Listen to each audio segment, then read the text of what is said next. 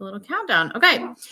Hi, everyone. I'm so excited to be doing this morning live stream. I know so many people have said they're going to join or, catch it later. I had mentioned that this will live on YouTube forever, but I've been trying to get on a pod. In fact, I reached out to Kayla right before I had the baby, and we had something scheduled, and then it was like the day I had the baby or it was like 3 days later. So I was like, and we pushed this, and then she had the most amazing topic. So this morning I was scrolling back through our conversation and just literally making so many notes about what I wanted to talk about, but I want her to introduce herself. So you guys know I'm Chelsea. I do bioresonance medicine. I really zero in on women's health now as a women's health, which encapsulates like autoimmune disease, chronic illness, and I'm now branching into breast cancer and infertility just because I have come across a couple of amazing frequencies that I can identify on the particular bioresonance device that I have. So I don't do any lab work. I don't do any testing like that. I do 100% of my stuff with one device, and you all can watch other podcasts about that. I'm sure a lot of you are my membership. But that's me, and that's my focus. And that's why I wanted to bring other women on this stream and men who had a depth of knowledge about the feminine and what it was like to really embrace the divine feminine. Like, just because it is something that I have been able to identify as a root cause for major health disruption. So recently, and we'll dig into that really deep, but I want Kayla to introduce herself. Kayla of Flex Your Feminine. Tell us all about yourself. I'm super excited to have you.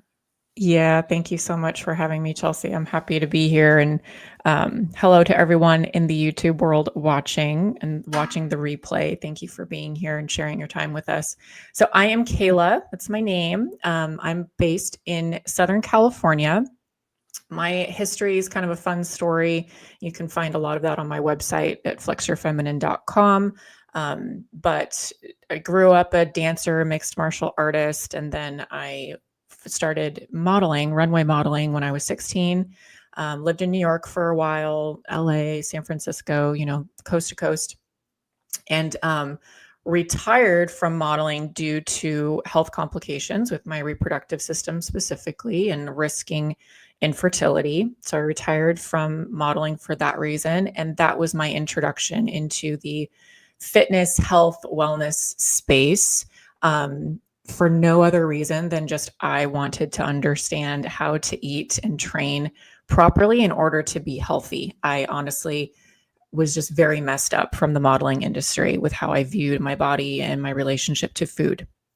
So I got my first certification in fitness and nutrition just for me. I had no intention of being a trainer, a coach, a mentor, anything like that. I was going back to school to be a dentist. And I just fell into this rabbit hole of fitness. And it has taken me in a lot of different directions that have led me to Flex Your Feminine. Along that road was a divorce. Along that road was quite a few years spent in competitive bodybuilding that I did very well in, but was introduced to like another toxic version of, I call that like the toxic masculine version of the toxic feminine that I experienced in the fashion industry. So we can talk about some of that while we move on in this call. But all of that experience really fueled and fed into me regaining my identity as a female woman created in the image and likeness of God, first and foremost. And that was the foundation. That is the biological truth that I base everything around in Flex Your Feminine Ministries. So it is fitness based, but it is fitness for women. It's a strong feminine side of fitness. I like to say it's for soft girls doing strong things. So there's none of that like bypassing going on there. Like we're still doing strong, hard things for sure. And we focus on women's femininity, breaking free from the toxic masculine hustle culture. And when I say toxic masculine, a lot of people probably won't like that, but I don't mean it in the way that the culture means it. So we can dive into that. But just breaking free from that hustle culture matrix and de-armoring from being hyper masculinized as women in our Western world and culture and the expectations that are placed on us, and also peeling back the perceptions that we have created tracks, was what they're called in GNM and constellations, where we view ourselves and then start operating hormonally masculinely versus femininely, and what is biologically appropriate and true, and how we can heal those things and reclaim our real identities as women. So it's fitness based, it's femininity, femininity flow within that. And of course, like you, I love the nuance of talking about all kinds of different things. So it's like built my brand off of fitness and fertility focused nutrition for hormones. And as you know from my Instagram, I talk about all kinds of things like Jezebel spirits and GNM and yes. Toxic shadows and all kinds of stuff, because the conversation has to go all those places, right? Like, we're girls, we can go all the places. It does. I just can't help myself. You know, I had all these business coaches, and it's like, it creates a paralysis in me. I had all these business coaches when I first quit my hyper masculine corporate job, which we can talk so much about that, you know, it was niche out, write a lit. Like, I knew everything from marketing because that was my background. I was in high growth strategy for hospital management systems. I mean, my background was always, it was so masculine. It was like, identify 50 problems, identify how to, you know, correct them before they happen, play out all scenarios. It's just this very hunter-gatherer nature. And so it's interesting because I was very good at it. I'm still very good at it. I don't hate myself for being okay in the masculine. I don't, but I'm no longer out of balance in it. And if people can understand how much on my back end I didn't share and don't share, it's like, you know, and I have shared, this long form was what opened me up to wanting to do long form, because I was like, I want more. I want to give more meat and potatoes to the conversation, because it's really easy to say, oh, jump up there and reframe your brain, and here's your neuro prompt, and here you go.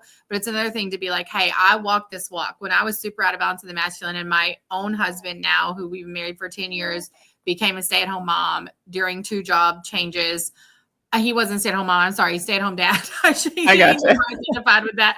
I'm like, our roles were reversed. So, and we got hyper into that. Like, you know, it got into this crazy scenario where, I mean, we almost got divorced. Like, true story. It was like, we're about to throw in the towel. It was just so crazy. And people say, well, our friends would say, there's nothing really wrong. There's nothing big that happened between you guys. You know, like, you didn't have the adultery, you didn't have the gambling, you didn't have the addiction. Like, and we're like, it was bigger than that. Like, it was crazy. Like, what was wrong? Like, what was wrong was driving such a huge wedge. You know what I mean? Because you just never could outrun it. But I'm so interested to put some context around some of the stuff that you said. I don't think any of the listeners or people that I chat with in my community know that I also have a background in fashion. So that's the caveat. When I reached out to you, I was like, holy, you've like awakened a part of myself that I just shut down. You know what I mean? And we can talk about this interestingness about that. So I grew up, my mom was a bipolar, very insecure woman based on a trauma. I didn't know about the trauma when I was younger. I knew I was highly intuitive.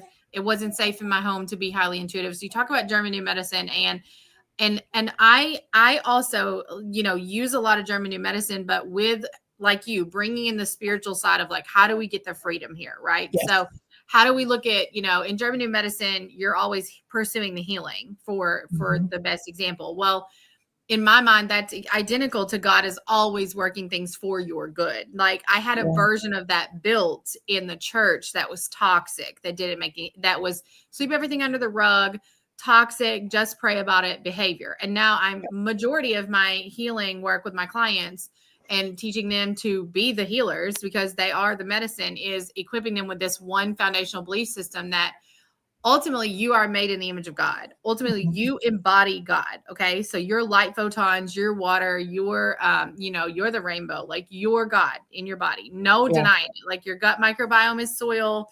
I'm like, we are truly embodying that. So it's really interesting to me how confused we are about that. It's tragic. It goes to show how effective our enemy is at distorting the truth and getting us to adopt his lies. It really Yes. does. I Yes, it talk about the does. Matrix a lot. And Yep. I used to say the system is broken, but the last couple years, I really started to say more and more and more, the system's not broken. The system's working exactly as our enemy designed it to. That's right. And our enemy knows how we were designed. He knows. He was there at Mhm. creation. He knows how the spirit world and the physical world are connected through the portals of our software system. Like he Mhm. knows. And he knows how Yep. to hijack that. We're the ones who perish for lack of knowledge. So Yes.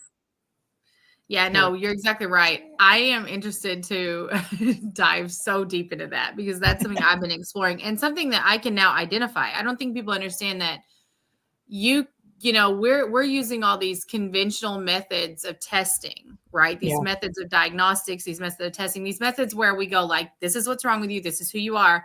Ultimately, we confuse you again about that identity of who you are made in Jesus Yes. Christ, because no one's ever going to say that as a provider. No one said that to me when I was having crazy autoimmune diseases pop up, multiple diagnoses. Like people will Mhm. say, oh, you had everything, you had every symptom, you have PCOS. It's because when the body is failing, all the systems are connected as one source, one circuit. So, Yeah. I like to bust some belief systems like the immune system, for example. There is no identifiable immune system. It's all working as one, and that creates your immunity, okay, or Right. your supernatural protection, however you want to describe it.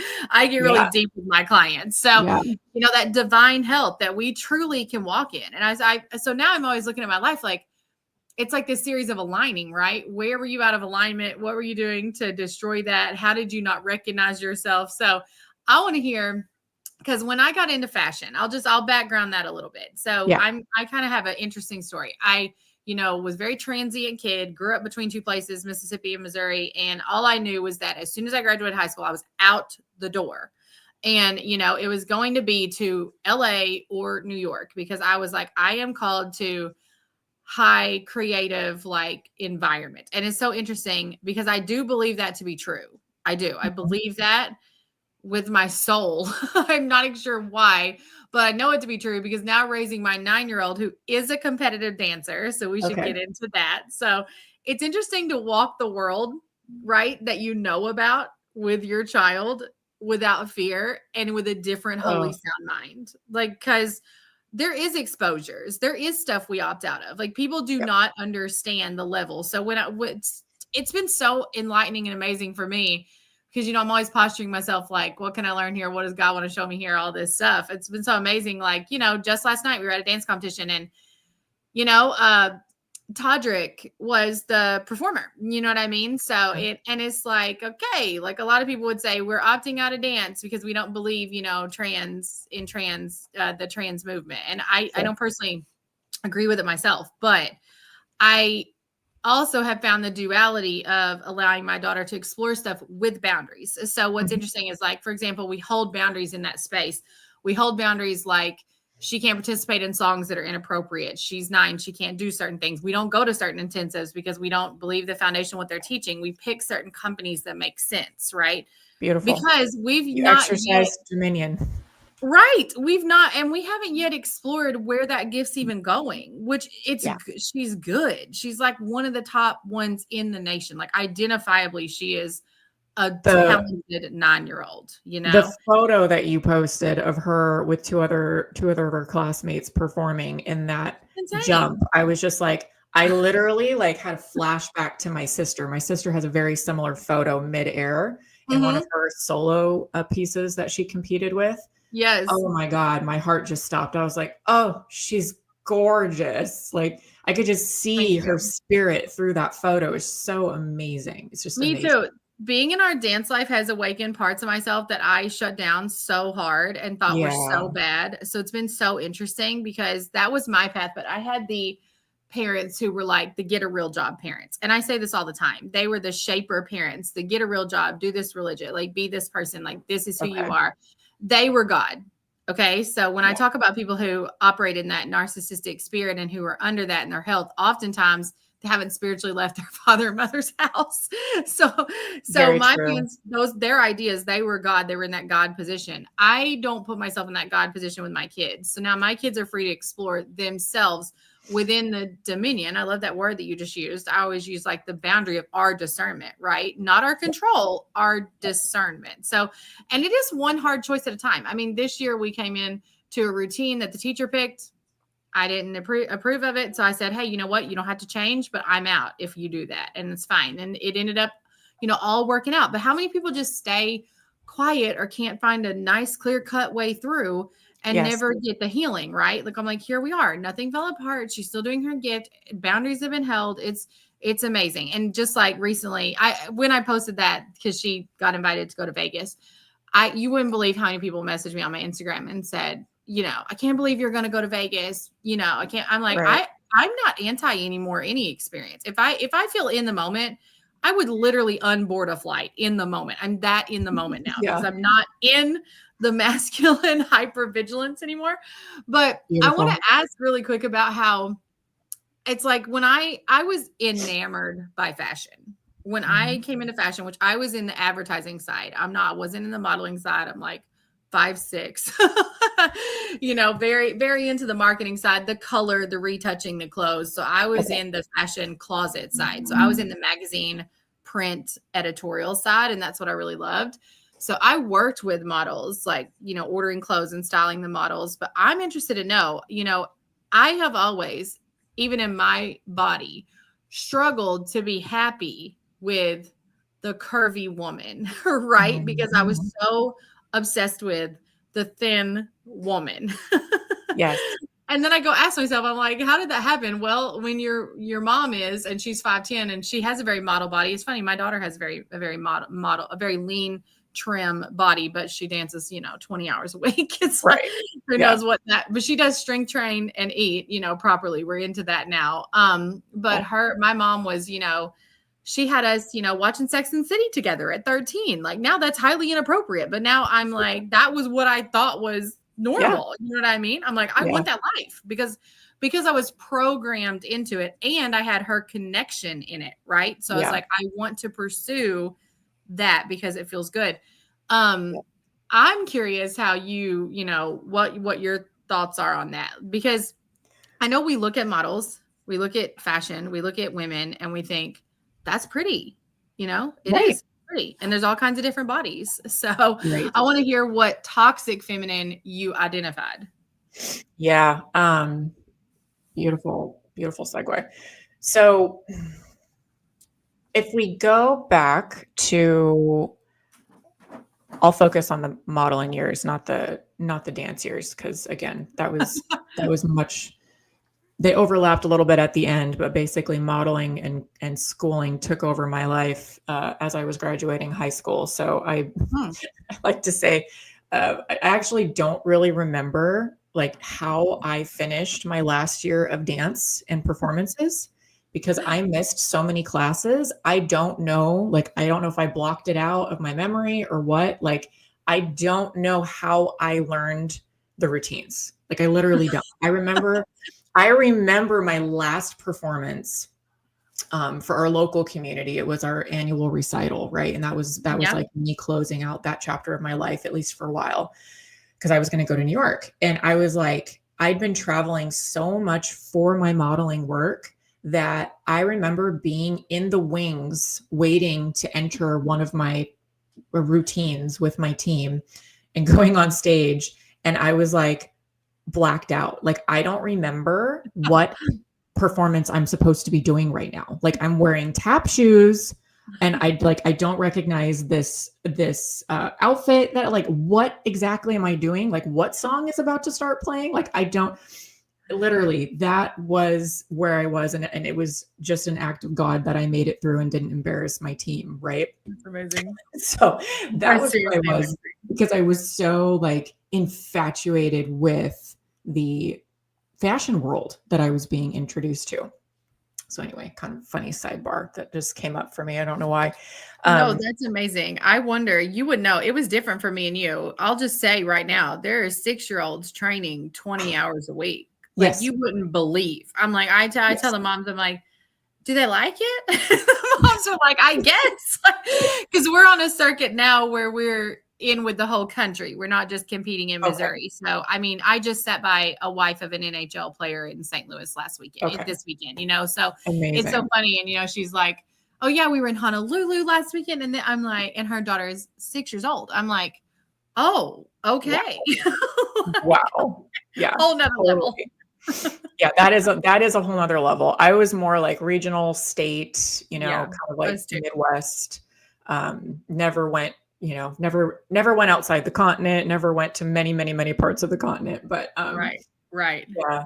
So there was a little bit, like, I'll just kind of segue. There was a little bit of body dysmorphia in my dance world, but my mom was so involved. Like, my mom was also a competitive dancer growing up, and she made a career out of it. She was an instructor at our studio for the company, and she was so wise and so discerning about, you know, songs that were chosen for her choreography and the way that she would choreograph things. And overall, we did have a really wonderful group of teachers that were very mindful of that. They were very protective of the girls and our costumes and our, you know, the way that we were presenting our bodies on stage and in performances.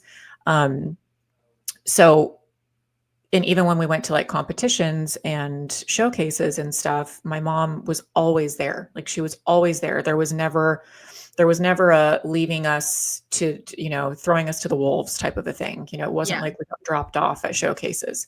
So she was so involved that it made it a lot more difficult for the enemy to get a foothold in my life or my sister's life when it came to, you know, the body dysmorphia that's really, really present for a lot of girls when they get into dance.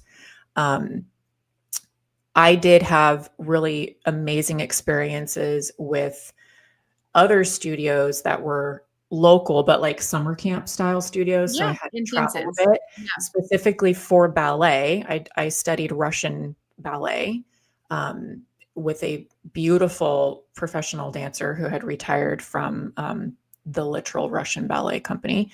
So she was incredible, but that gave me like kind of that, put me on that edge of having a little bit of awareness. I won't say body dysmorphia, but awareness in my like junior high, early high school years of the way that her dancers looked versus the way that I looked. And I was fashion model ready in the way that I looked. Right? So just to give that perspective, like, I'm 6 feet tall. I was probably like 5'10" at that point. Way too tall to be a ballerina. Let's be real.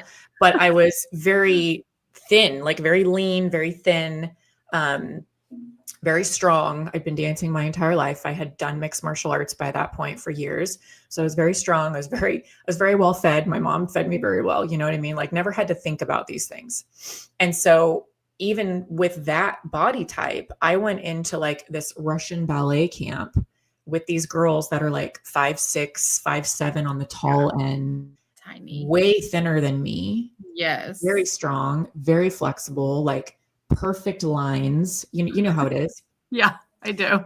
And just, you can't help, I mean, you're surrounded by mirrors. I don't think people realize this. Like, every wall has mirrors. And when you're with a French or a Russian instructor, she's carrying a stick, like literally. Yeah. So like, you're seeing 3 of yourself constantly in every direction because of how many mirrors there are. And you cannot help but critique yourself 100% of the time, because it's all about technique. It's all about lines and angles and how you're hitting poses and the tempo and the flow and control and breath and all this kind of stuff. Right. Yeah. Right. So translate that into, you know, I had that exposure and I had that awareness, but it didn't become dysmorphia. Again, my mom was very protective of that. Once I got into the modeling world, it was a whole nother level. All of a sudden, you didn't have mirrors surrounding you. You had photos and videos that were forever that you were being compared to, whether it's your photos and videos from, that shoot or that show or that check-in with your agent that they're holding a standard to, or it's your doppelganger because, they've got another girl on their roster that looks a little bit like you and her butt's smaller than yours. This is what became very forefront in my consciousness once I started entering the modeling world.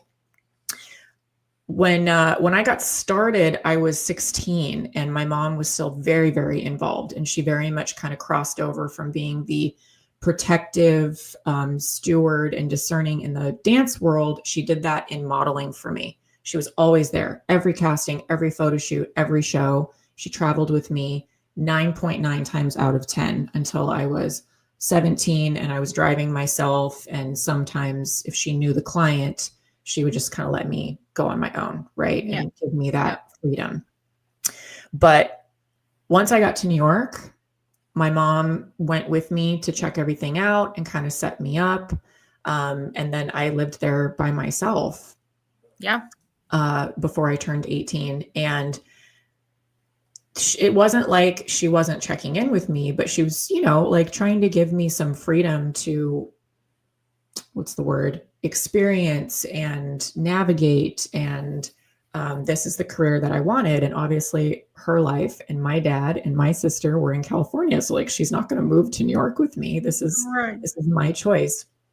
So we kept in touch, of course, and she was very involved in that way as much as she could be, but it was really my thing that I was managing at 17 years old. And I very quickly succumbed. By this point, I had been made aware on the West Coast that I needed to keep myself very trim and very in shape. And I wasn't dancing anymore. So I had to figure out how to do that without 20 hours of dance routines, keeping my body the way that it was when they signed me on contract. And once I got to New York, it was worse than the West Coast. The girls on the East Coast, that fashion world of high fashion, I should say, haute couture, is so much more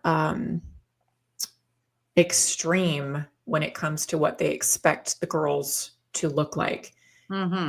The bodies that they expect them to maintain. So a lot of times when women see, when they see fashion magazines like Vogue or, I don't know, like Women's Wear Daily, all those. Exactly. They see these spreads or they see these cover images, and a lot of them are celebrities. The celebrities are not held to the same standard as the models. The celebrities and the models are airbrushed to infinity. They're imported and photoshopped to infinity. They don't look the same as they do in person. Let's just be clear up front. So the runway models are the most accurate representation of what the fashion industry is really working with behind the scenes. Because as soon as you go into print, it's fair game. Everything can be manipulated. But if you're watching a model walk the runway, that's not being as manipulated, right? She is, whether it's a Victoria's Secret fashion show or it's a Calvin Klein fashion show, whatever, she is real. They're not manipulating the video feed or the eyes of the people sitting there next to the runway viewing the model. She is literally, and they want you to be, a walking clothes hanger. Yes, I was going to say what they care about at that point is how the clothes lay, how they move. They literally want, people think they care about the models, but they don't. They care about the clothes. 100%. It's a very weird, insane world. It's like bringing print that can't ever happen to life. Because I've been on set before with photo shoots with a trench coat feature because the magazine that I worked for was the production. So it would announce next year's lines. So, everything's done a year in advance. So it was the magazine that I worked for, Menswear magazine and DNR, were the magazines that the Vogues and the Anna Wintour, they would get those magazines to see what was coming up. So Yeah. And they would go to like Project and Magic and all those shows and buy like what was going to be hot. And they would announce what was going to be hot for the next year. And then the fashion magazines would pick up what they wanted. So it was even more insane. Exactly. I've seen them order, models or have models on set. And then if something didn't lay right, just kick one off. You know what I mean? Like it really doesn't matter. That happened to me. I got kicked off of a set once. That happened to me. I was hired the day before because they had a model drop out for some reason. I was hired the day before. I had to rush over there in New York to make sure that, they liked me in person compared to my book that they saw online that my agent sent over, and tried on a few sets of clothes to make sure that everything fit. And they were happy. I was perfect, whatever that means. I show up the next morning, and halfway through the show, I got kicked out. It wasn't a live runway show, but it was like photos and stuff like that. Yeah. Halfway through, I got kicked out. So I worked for half the day. They did not pay me, and my agent didn't fight for me. Right. This happens all the time in the industry. All the time. Yes. And I got kicked out, not because I wasn't doing the job well. I got kicked out because all of a sudden somebody showed up and decided that I wasn't the look that they wanted, that they hired me for, because I was the day before. And all of a sudden the same clothes that I wore the day before that were perfect and had been wearing all day didn't fit right. Make it make sense. Okay. I'm curious. This is something I'm really deeply studying right now in my practice. So I'm narrowing in on two things. One is the concept of parasites. So parasitic energy is very important to me. Another is the adipogeneal dystrophy, which is the gender distortion frequency that I am seeing in every single client that has any spectrum of female or male issues. So we're talking anything from a predisposition to prostate inflammation to a manifested prostate cancer or ED, all the way to, someone who starts with having PCOS, cycles that are disrupted or a missing cycle or too heavy of a cycle, and then to like a cancer manifestation or a fibroid or something like that. So in my opinion, is rooted in the identity misconstruct that we have about who we are at a biological level. It's gender dysphoria. Yes, I 100%. That actually comes up. It's adipogeneal dystrophy, which is dysphoria, which is dysmorphia. Like it's been put into another language. And when I first looked it up, I thought, oh, that's a confusion. It's actually not a confusion. It is, but it's a distortion. So what I got really interested in the idea of a distortion.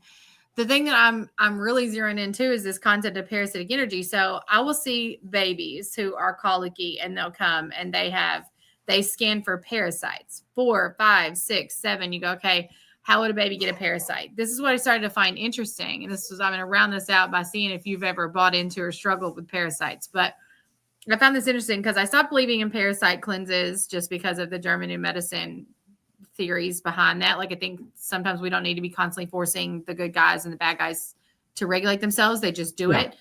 Yeah. But exactly. I'm like, why would a baby have, 10, anywhere between 3 to 7 parasites, typically after NICU stay, hospital birth, and this isn't me being anti-hospital. Everybody that knows me knows that. This is me just pointing out a data point, right? We're in the hospital, we're in a NICU, we have a parasite. But when I send the correctional therapy or often make mom aware of the level of interventions, and then we go line by line and reset the baby's nervous system, the parasites disappear. So mostly on the same appointment. So this is what's so interesting. You go like, that's why I don't do reports or throw this stuff on lab work. I do live video overviews because you can actually see things disappear. So I'm like, okay, there were the parasites and then they disappeared. Then the frequency number comes into play. And I have really no explanation other than it's energetic parasitic energy. So somebody who has a belief system that they need you to be in, right? So if we think about doctors, they need that, right? So it would be a very similar concept. So someone's always coming and making an assessment of you and you're wearing that as your own of who you are, right? You're downloading that identity and making it your realm. Exactly. It's so interesting how now the buzz sales is parasites, but I'm like, we actually have a lot more parasitic energy around us than we think. And it's as simple as adopting these beliefs. Yes, yes, absolutely. And I believe that the whole parasite thing, especially, I feel like we've been watching that take over. It's sort of like in my space, the hormone space with fitness. We've had this cortisol conversation that's I can't become, wait to have that with you. cortisol space that's coming to the forefront. Freaking happy juice, you know what I mean? That Yes. has sort of been like the main conversation the past year or so almost on social media. And I feel like in the wellness truther community, the whole parasite conversation has become like their main shtick. And I am on the same page with you. There's some different terminology that we're using, but I think at the end of the day, it's honestly in perfect alignment. I believe that parasites are demonic entities. Yeah, It is in the spiritual realm. It's the energetic frequency state. And it's manifested as parasites, whatever you want to call them. That's the term that's being used, right? And just throwing wormwood oil at it is not addressing the frequency, the bioenergetic state, the spiritual component that is present here, as above, so below, as within, so without. Like, it's a mirroring component, and you can't attack spirits with essential oil. It's not going to work. I mean, give me a break. It's like the idea of, how do I want to say this? It's like the idea of I'm going to make my waist smaller by wearing a waist trainer, not by losing body fat. Yes. Yeah. It's just the wrong tool for the job, right? Yeah. Yeah. Wrong tool for the job. That's a good way to explain it. It's so funny that you say that about weight, because I briefly I wasn't bought into Happy Juice, but I briefly think I wanted it to be a thing, right? Like I wanted it to be like my solution. I want this to be an easy answer. That would be amazing. Yeah, I'll come to that. I'm like, I'm good.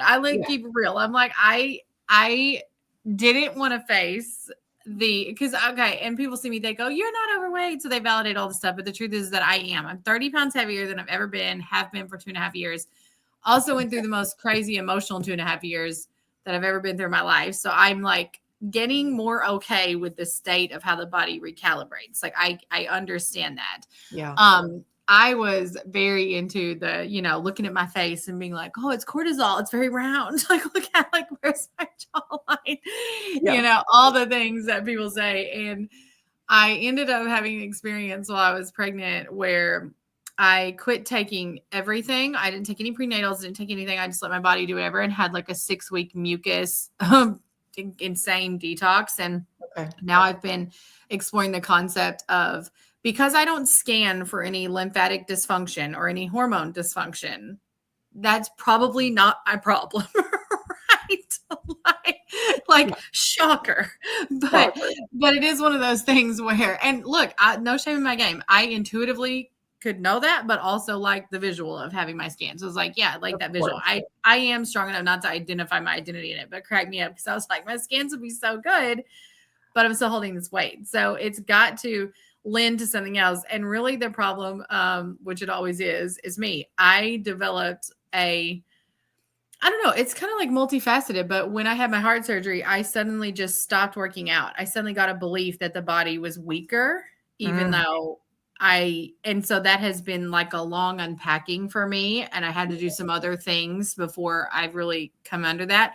But now it's just like, hey, I know my solution is movement. I know it's working out. I know what it is. And it's been interesting to just see my level of resistance. I'm like, what is that?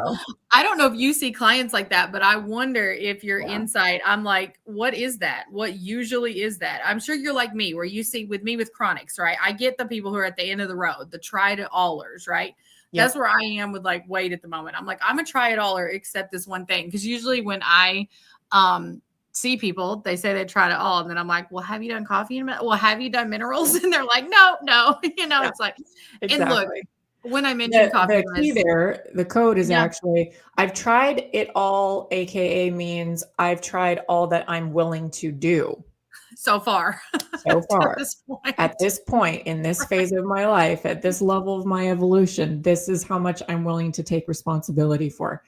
So I've had so many women come to me that, they're attracted to my work that I do with fitness specifically because they've had usually some experience in the fitness community where they've been burned. With the toxic side that we talk about, because we didn't get into the masculine side of the bodybuilding. I'd love to circle back to that, but you're talking about that, right? Exactly. Okay. So the entire fitness dieting space is very much hyper masculine oriented, fear, scarcity, frequency based marketing, programming, bro science, yada yada yada, right? Bro science. Did you see that I got some shit for coming out? I'm not against. I don't come out against people. I just point stuff out. It's not like I care. They can stay with their message, but I got some shit from coming out again with Dr. James. Because literally every single post he posts is like protein. It's like a 10 to-do list of what you should do, or else you're like fucked. You know what I mean? Yeah. You can't heal, and it's so interesting. One day I was just reading it, and I was like, even just the way that's presented is super masculine. Which is what I said. Yeah. I didn't say the content was bad. I said the way it was presented was super masculine. It was just like 30 grams of protein, 1 second of lifting. It was like, just a to-do list that we better get through. And I'm like, my nervous system is on overdrive reading that. Right. Yeah, exactly. And that's the entire industry, right? And when you have a history, which, let's be real, we all have, depending on our perceptions. Okay. You're familiar with GNM. So everything's depending on your perceptions. Yeah. You're going to create conflicts and have constellations or pieces of your personality and your psyche start to get created and follow a rabbit hole with what you make things mean. Yeah. Those, what you make things mean, your perceptions are stemming from your experiences in life. And we all have a different, collection of experiences. You've shared with me that you have experience in a very hypermasculine sales oriented position with hotels, for example. You've had experience with working out before, probably in a very hypermasculine way, like what I have a lot of women coming to me from. A lot of women have yo-yo stuff that they've come from with dieting and massive scarcity-based programming with their view of food and nourishment being completely hijacked. Yes. And then you've got childhood traumas that factor in, right? So all of our perception, or all of these experiences, then get filtered through our perceptions, and we make them mean things. We assign stories, and we make pieces of our identity out of those things. That is going to impact the way that your body responds to any action that you take. And we're not running these actions through a filter of, is that really what my body needs in response to where my software is running me, the programs that I'm running in my psyche right now? Or am I just stepping on tracks and causing more of a hanging healing, which means I'm not going to lose the body fat that I think I want to lose or need to lose for whatever reason. And you're assigning more stories every single time it doesn't work for you. You're a failure. You're not good enough. I just need to do more. I need to try harder. Then the masculine laundry list gets longer, and then you still can't do it. So it's this self-fulfilling prophecy of, you're never good enough. You always have a problem that needs to be fixed about you with your diet or your training, etc. Whatever healing modality you're jumping on, right? Happy juice, waist trainers, whatever it is. And it's never the answer. It's never the answer, because you're always going outside of yourself and aligning with the wrong identity of who you are. You're not going back to the foundation of who you are as an image bearer of your creator. And specifically with the work I do, a biological woman. Yeah. Okay. These things they're inseparable. You are a daughter of the king. Your purpose and legacy, your legacy plan and design here on earth is different than it is for sons of the king. It just is. We have different roles as feminine and masculine. So, like, to go back to your question, I think that there's a masculine wounding there for you against structure. You have a resistance to the resistance that's needed for you to find the confirmation of the road that you need to take. Right? It's like in the gym. I always tell my girls, when you're in the gym and you're working on your strength training, the progress is made in the reps that get sticky and are full of resistance. It's not in the easy reps. Like when the weight is hard to move and it slows down towards the end of your set and you are struggling a little bit, it's a short window of struggle. We're not signing up for struggle for the rest of your life, but that short window, it's strategic struggle, it's strategic stress that your body receives in the feminine. Yes. You receive in the feminine, okay, and can then transmute into the catalyst for the change that needs to perpetuate, the healing that needs to happen. Exactly, like German New Medicine. Receive that resistance. That's essentially the same principle as German New Medicine, right? Like when you hit the height of the symptom, I'll call it a symptom, the crisis, you're momentarily taken back to whatever you're processing. So, I mean, I'm not an expert in German New Medicine. I've been studying it for about a year and I'm just, still looking up things, and I'm very much like, I focus my GNM study on female and how it relates to the reproductive system, our psyche, fitness, nutrition, like all specifically. So there's a whole lot to German New Medicine that I don't even touch yet, at least. Same. I only use what's relevant for my practice in my life. You know what I mean? Yeah. I do. The concepts are interesting and actually true. I had an experience on the way to a dance competition this weekend where we had to drive in a snowstorm, and it's been it's been 16 years since people go, when's it going to happen? When's it going to happen? It's funny how I have this resistance, and I have had a pattern in the past to quit too soon, or I'll call it self-sabotage, just in unworthiness, right? Like in unworthiness, create a self. So that's when I've pushed myself out of with work and, managing expectations better and setting boundaries better and things like that. That's huge for women. Huge. Like I realized the main track with women that I work with, every woman, myself included, still working through it, like all you need to do to be a leader, gals, if you're trying to get into ministry or start a business or whatever, is you just need to be one step ahead of the people that you're serving. Okay. So don't try to like put yourself on a pedestal or expect that you need to be perfect in anything.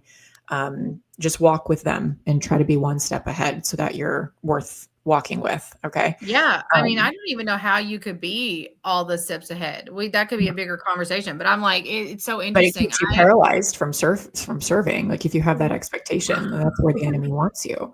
So, right. And you're putting yourself in a very sort of narcissistic sort of realm at that point, right? Like, because we don't reach, like I have a lot of clients, I bet you have this too. Do you have a lot of clients who they're like, when I arrive there, I'm going to be good forever. Yes.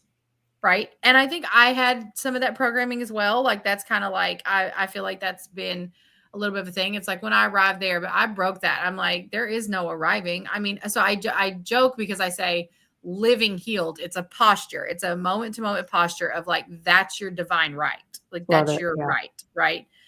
But not to be confused with, you never have to do any more work. Exactly. Yes. In my language, I was just talking about this on a masterclass yesterday. It's the beautiful juxtaposition and, for lack of a better word, balance of grace versus having standards. Mm-hmm.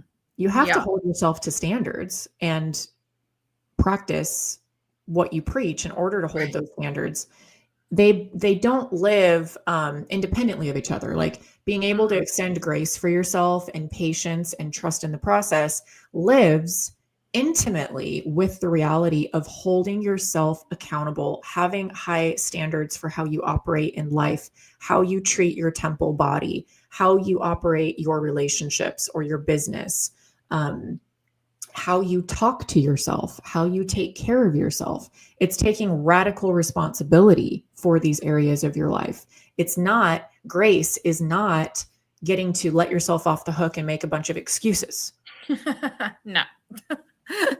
You'll be on the road really quick. You'll be right into autoimmune relapses over and over. It always cracks me up when I see people believe in remission. I'm like, Okay. Like we got to undo the good, bad dynamic there because, and people ask me, well, what, do you never get back in pain?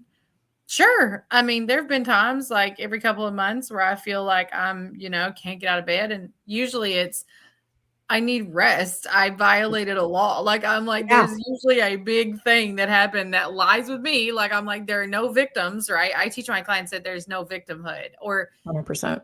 Truly in any situation. I don't believe that there is. I do believe that there is refinement because, and I'm speaking from a place of authority on that because I learned that and still learn it day by day, just today, every minute, walking a custody battle where I don't have control over 50% of my life.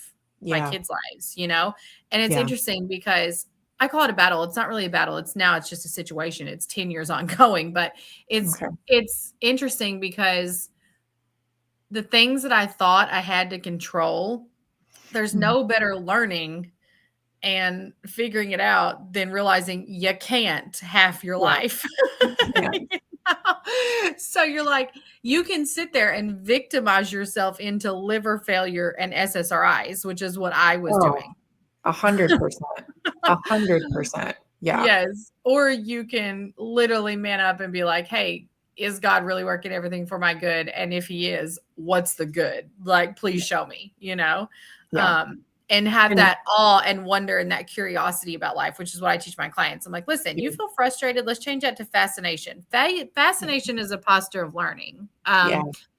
Frustration is just giving up, it's victimhood. So, and it doesn't mean you don't have a feeling. Like I can be acutely frustrated, but if I can't flip myself out of that feeling, that's where we come into the problem. Right. And so I bet you see this. So, I mean, I really want to know, like, how do you serve women in that? So if women come to you and they like intake wise, it's so cool that you're not just doing a bunch of lab work and saying, hey, let's work. Oh, you mean you don't care about MTHFR? You don't care about all that? You don't care if you have Hashimoto's. I really would really love that conversation because I personally do not care. I just had a client call this morning and she said, her kids are having a diagnosable RSV expression, we'll call it for lack of a better word. They're having a respiratory issue going on.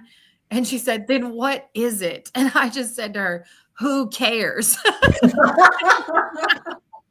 We're really good friends and clients. And, awesome. And she has me on retainer, but she's like, I know, I get the concept, but what is it? I'm like, I know you're double-minded. Like, I don't care. You cannot serve two masters. Right. So what are we going to choose? This is the walk, right? Like this is the walk. So what are you going to choose? I know. So when women come to you, like, what are you seeing the most challenge? Like when people come to you, I mean, is it work? Is it these women believe they have to work like men? I see that a ton. I'm like, that's huge. What are some top challenges that you see? I wonder if any women are listening that they can see themselves and be like, that's me, that's my pattern, and let's dig into the toxic masculine a little bit because I have got thoughts upon thoughts on that. Yeah, huge. The toxic masculine codes are what I really, really, really rail against.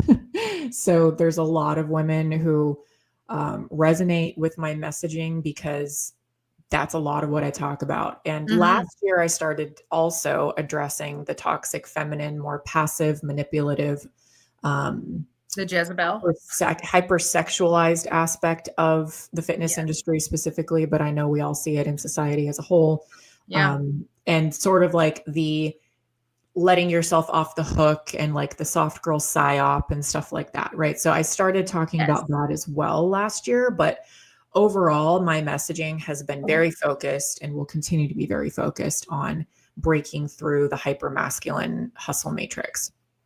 And so that is the main, I'll call struggle that women come to me with, is that they're able to self-identify enough and be, resonant enough with what I'm saying to say, oh, that feels like it's me. Like I see myself in that, like I have these tendencies.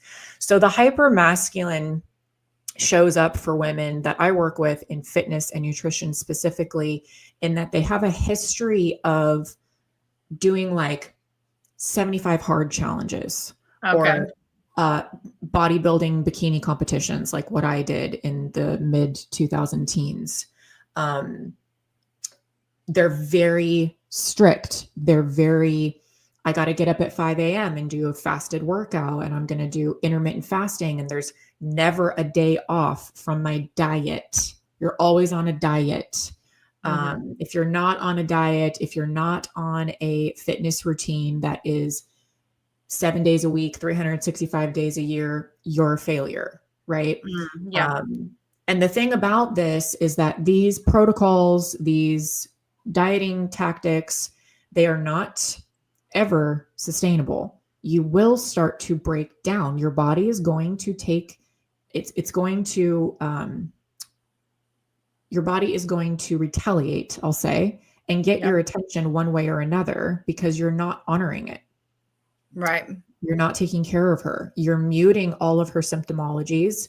You are on hormonal birth control because you just don't want a period, because you're doing a photo shoot, or you're doing a modeling competition, or you're doing a marathon, and it's easier to train without a cycle. So you're suppressing, you're manipulating, you're contorting your femininity and your physiology to become more masculine. That's what the hypermasculine matrix does. It's what it expects of women. It's what the feminist matrix does and what it demands of women. Yeah. So we have generations now of women who, I'll say, opted in to that matrix, but it's really the only matrix that was presented to them. They didn't know they had another option because this is all that culture has ever shown us. And those are the women that really resonate with what I talk about and want something different. They have been burned enough times. They've tried it that way enough times to realize this is unsustainable. I'm miserable.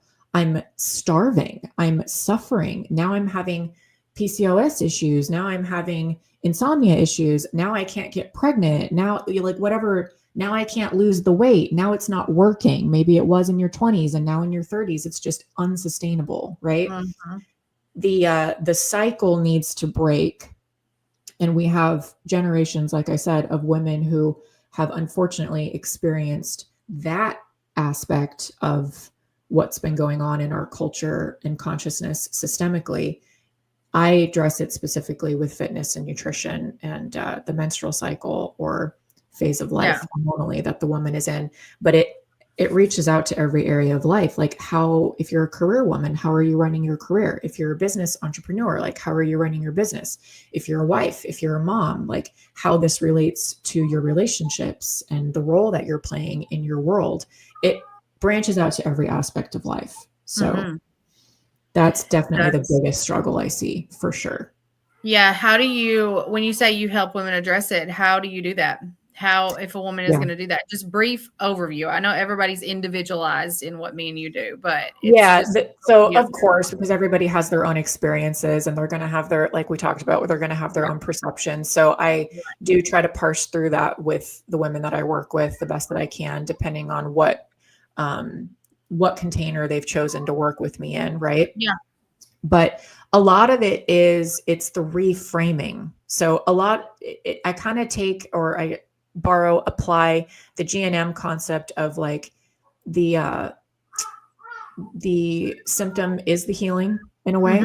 Yeah. So by the time a woman finds me and gets into one of my programs, the crack in the door, like the chink in the armor, is there for her to completely just have her breakthrough, because she's already ready to be responsible. I'm not waking up the sheep. I'm arming the lionesses. Like, that's same. It's so interesting because I spent time in both of those worlds thinking, like, like, I need to do it all. Also hyper masculine. Very hyper masculine. Right. And so a lot of it is the thing about the hyper masculine wound for the women that come to me with that versus the soft girl hyper feminine wound that other women come to me with is the soft girls are not going to want to do any of the work. Yeah. Okay? They have the license. Yeah. To get out. I have to really work with them in a different way to heal them of this, like, entitled princess attitude. That's where they're at. Yeah. For the hypermasculine girls that are coming to me for healing and that, it's almost like a racehorse where I have to like hold them back, like the bit in their mouth. I have to hold them back because they're so used to going 150 miles an hour that they feel like they're a failure because there's a rest day on the calendar. Okay. Yes. I think I might have gone from hyper masculine to hyper soft. Like I think I might have swung the opposite direction. That is so common. So common. And it's your Overton window is just shifting. There's nothing wrong with that. Yeah. It's a very like equal and opposite force reaction that's necessary in order to find equilibrium and homeostasis, right? So that is not wrong. It's just we can't stay in either one of these extremes. We need to allow the process to go. Yeah. So when it comes to the hypermasculine girls, I have to really work on reminding them. There's a lot of affirmation. There's a lot of encouragement. There's a lot of teaching them the process of extending themselves grace and patience, trust. There is a lack of feminine receptivity. There is a lack of trust in their consciousness because they've always done it. They've always taken care of it. They've always been the man, whatever that means to them. They've always kept themselves safe. They have no idea how to sit and be still and know that I am God. They have no idea. Right. So it's a rewiring of their mental speed in a lot of ways to slow down and allow their bodies to lead instead of their brains, their masculine side, logic leading. With that, there's a lot of learning the language of the body that they've never known before, right? They're getting off birth control for the first time in 15 years and they have no idea what their body's doing. They're scared. She scares them. Right. So it's reassuring them that they're safe. It's helping them regulate their nervous system. It's teaching them how to train in the gym without the hustle component. It's using your rest timers. It's integrating your rest with breath work so that you're not automatically, like this cardio bunny type mentality of the hypermasculine. She gets a rest period and within 30 seconds, she feels like she's failing because she's not going again. That's what the fitness industry has done to her brain. So she thinks she's doing something wrong. I have 2 to 3 minutes scheduled as rest in between working sets. She doesn't know what to do with that. She's never done strength training before. She thinks she has, but she's been lied to. This is actually how you do strength training, and this is how you do it femininely so that your nervous system doesn't get hijacked and you can actually see some progress without burning out. Now, that space of 2 to 3 minutes, it doesn't sound like a lot when I say it verbally here, but when you're in it and you're used to the hypermasculine hustle of go, go, go, go, go, go, go, go, go. If I stop, I'm going to fall behind, right? That mentality. Yes. Those 2 to 3 minutes are painful for these women. Painful. Like this is one of the most common things. I just had it happen. Another girl came to me with this question in my community and we all were talking about it last week. And she's been with me for months and all of a sudden it's rearing its head again for her, right? Where she doesn't know what to do with her rest time. It makes her very anxious. And she's, like I told her, avoiding receiving the rest. Yes. It's an avoidant attachment style to the feminine component of receptivity and rest. And in order to produce, you need to also receive. If you want to have that circuitry healthy, this is what you have to trust this process. This is what you have to go through. And just being patient and understanding with that process, understanding that recalibrating your capacity to be able to receive rest is the missing link in you being able to then receive the results that you doing the aligned things are going to bring into your life. Right. No, I resonate with that so high. Like, I mean, I'm a person who, it's so interesting. I often say this because I will never pitch a therapy as an idol. It's weird to sell therapies, but then just know they're not idols.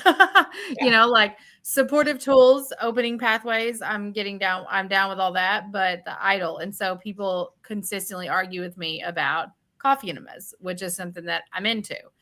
I'm not, but people don't understand the posture at which I got into them. And I'll put this out there here because I only say this, every now and again on my one-on-one intensives, but I resisted the idea.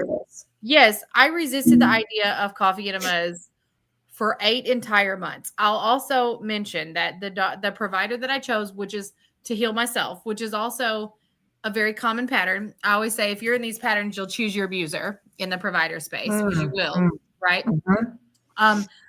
He's amazing. He trained me. He's responsible for a lot of this body of work. That's not the problem. So the concept that we could talk about, because you have such a big faith, is this duality, right? That I function in now, this right, wrong, but there's a middle. So I heard this sermon one time by this pastor in church and he had a timeline drawn up, and the concept was that on the timeline was legalism over here and license over here. So, which is essentially what you're talking about, hyper masculine, have to do, and license as far as like just letting yourself just hyper grace, right? Exactly. Like, we can do whatever and it doesn't matter.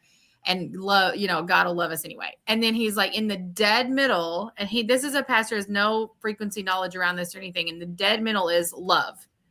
And he puts it in love because that's the Christian context. You know what I mean? So then I met Christopher Gardner and we had a podcast about this, and I brought this up, and he said, sometimes if somebody has had that Christian wounding or that inability to break out of that Christian legalism, I will describe God as neutrality, right? As neutral.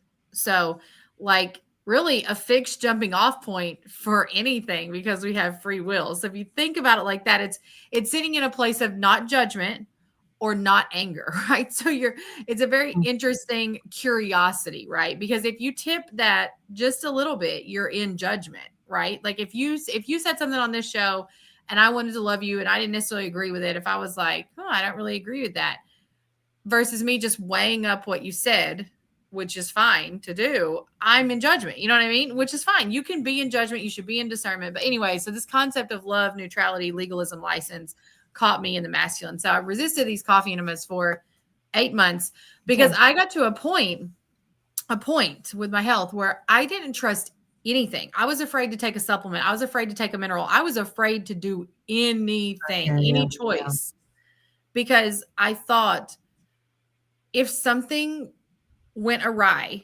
like this is before I had studied, anything about side effects, emotions, all that. I just thought if something had went awry, it was all on me. Like no matter what, I was like going to have to shoulder the problem. Right.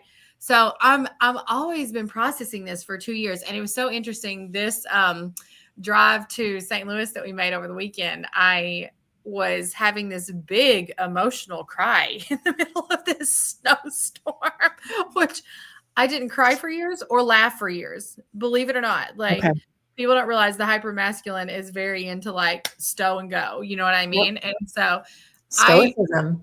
I fully get that. Like I get the whole vibration. I wouldn't take a break. My identity was like victimhood and motherhood because, and we kept having these kids, and I was just like, is God making a mistake? Because now I'm getting busier than ever.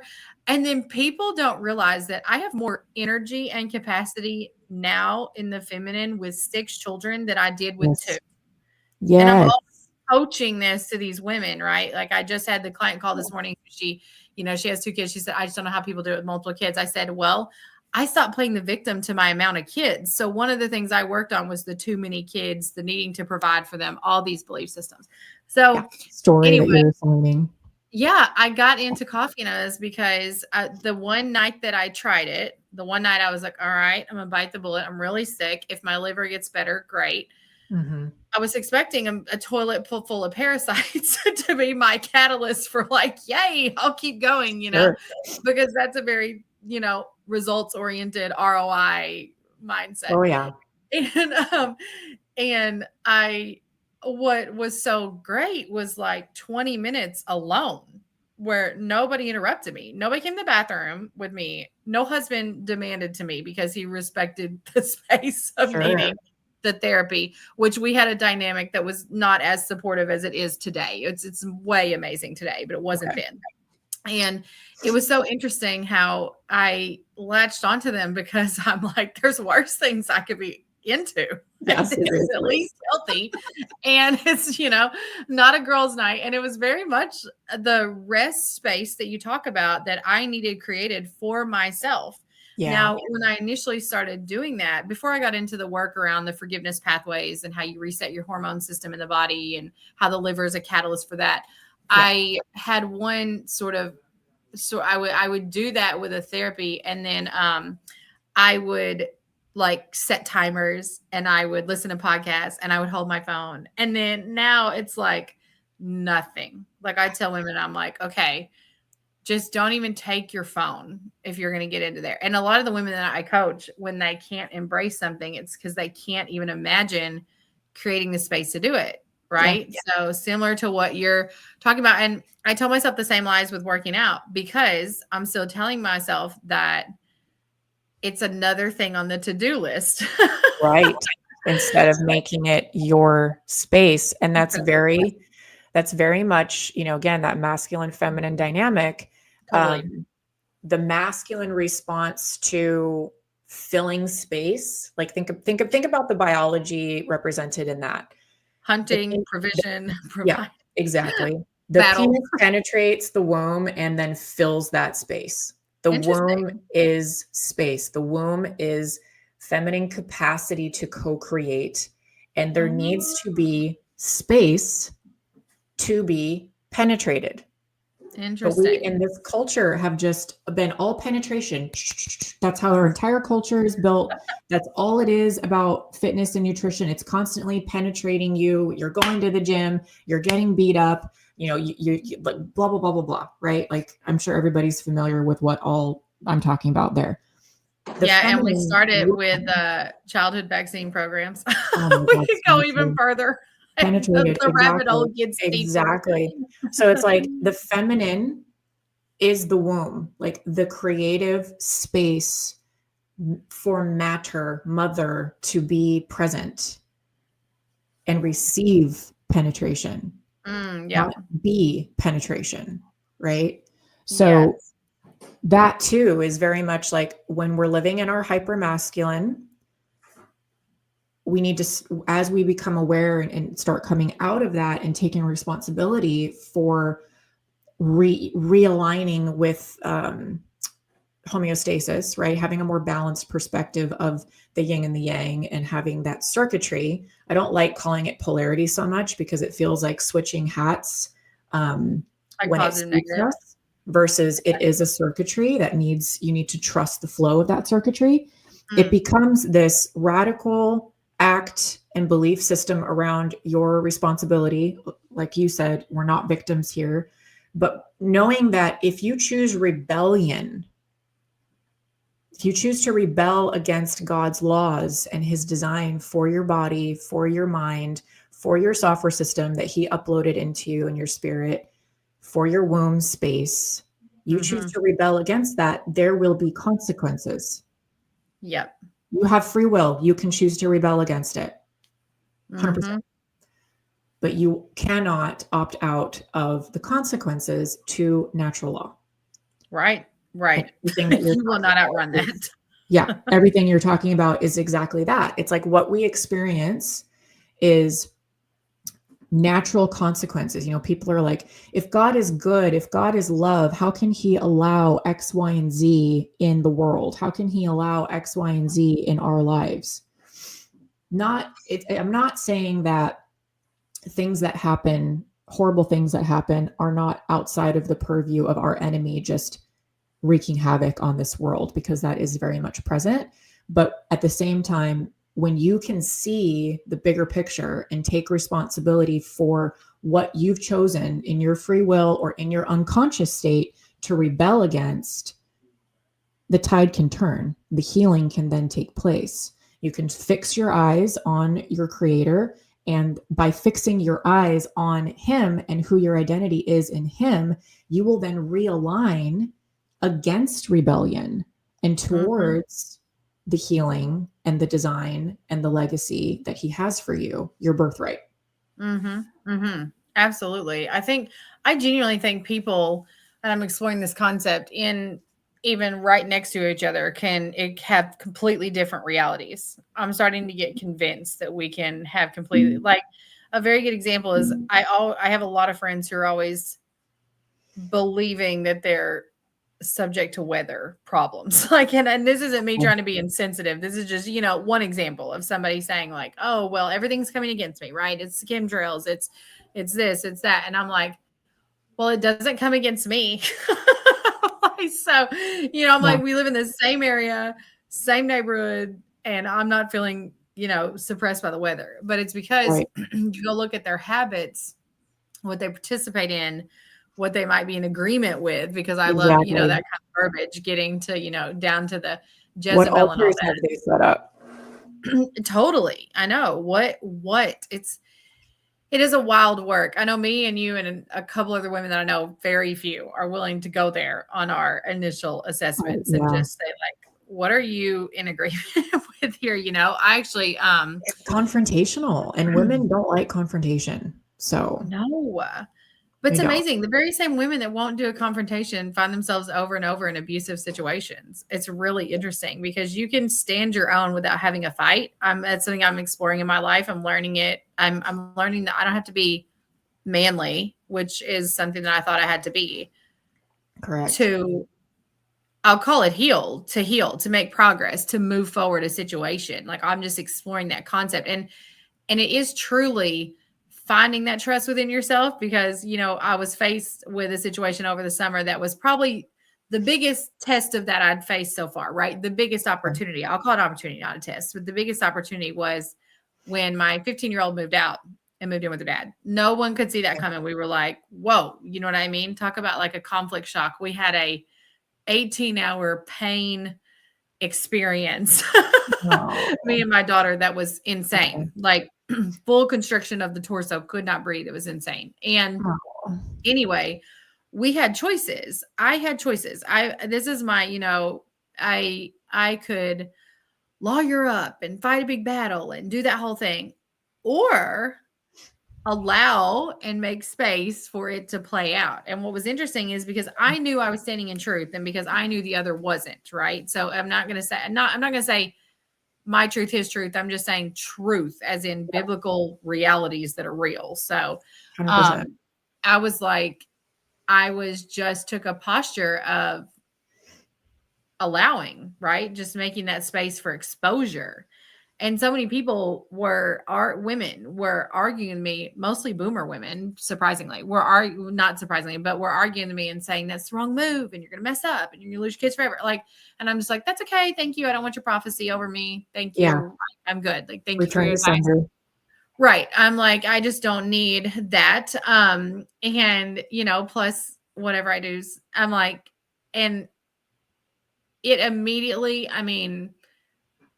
what's happened since then in that tiny time frame by way of resolution and exposure has been insane. First of all, she was back in a couple weeks. Now we have a catalyst to lots of change, like lots of transitions that we need to be making for years, transitions that aren't made when I'm fighting. So I'm like, that's the deal. They don't go anywhere because you hit there's no space. There's no space. I'm like, I couldn't put language to it until we talked today because it's like you're hitting a brick wall and you're like, I literally cannot move this. Yeah, exactly. No option but that surrender. And it's super cool to surrender that to the Holy Spirit. And that's another thing that I was processing and that I know some women, they're kind of like live in this land of these days of SSRIs, doom scrolling, social media, wine night, whatever it is. I'm not saying wine, the mom juice. Oh, I know, happy juice, mom juice. I'm like, just one juice for the other, right? I'm always like, it is so interesting. I haven't drank in 6 years, but I recently picked up a drink with some friends, like just had like a seltzer, and it was super fun. Like I don't feel shame or legalistic about it at all. It was like one, but it made me laugh because I have absolutely no desire to pick up that distraction anymore. Yeah. Or that zone out just because I'm so into chasing like the truth. It's not in alignment with you anymore. It's not. I just resonate above it. I'm like, and it's even more than the dehydration and the facts about the immune system. It's like I just genuinely get excited about the life experience. Yeah. You know? Yeah.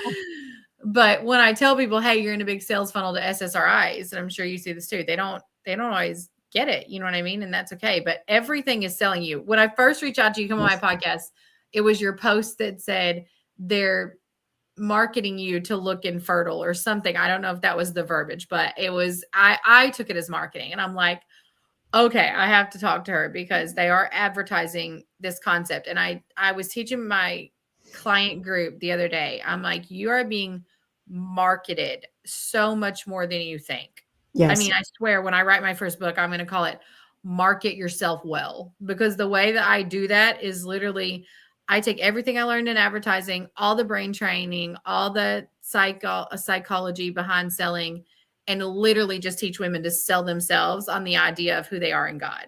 That's it. 100%. And then they heal. I love that. Yeah, that's it. It's like my method is, it's like it's specific neural prompts, and we use the scans to decide what's really effective and to get them convinced more so than me. I mean, because I on my intuition can get convinced, but the visual convinces people because it's marketing, right? Yeah. Mm-hmm. It's like lab work. You get your lab work and you get that report and you sit down and you read it and you go, well, that's who I am now. I have cancer. I have an autoimmune disease. Like, and it's marketing. It's still someone else's opinion. Yeah. So I thought that was so interesting. But when you say they're teaching you to look infertile, that caught my attention. I'm like, wow, that's so true. And that's been my experience. Yeah, that's been my experience. I 100%. It's why it's been one of my more popular posts, and it's still pinned to the top of my profile. So those of you who want to go check it out on Instagram, Flex Your Feminine, and read it. So you have some more context about this, what we're talking about. But that's been my experience in both industries, fashion and fitness. So the toxic feminine, I call it, of the fashion industry is just one side of the coin. And when you flip it in the fitness industry, it's the same thing. Different avenues of accomplishing the same result, which is to convince you that in order to be desirable, in order to be worthy, you need to look infertile. And they look different in both industries. So in the fashion industry, you need to look like a prepubescent boy. Which is a problem. I'm curious from your Christian, you're deeply rooted. I may be putting a wrong label on that. You obviously follow Jesus. And so I'm like, you're deeply rooted. I call myself a Christian contrarian. I follow Jesus. Yes. I call myself a follower of Jesus because I just can't deal with the denominational hijacking. But so with your background on that, I'm on so many levels, I'm disturbed about it. So I will see female fitness bodybuilder competitions, muscled up women, and I'm like, why do men want to bang men? Like this is just things that go through my mind, guys, while I'm scrolling and seeing behavior patterns. 100%. And then I'm always like, why do men want to bang boys? That's a big problem. Big problem. So that's the other side of the coin of, the hypermasculinized version of the infertility goal in the aesthetics for women is in the fitness industry.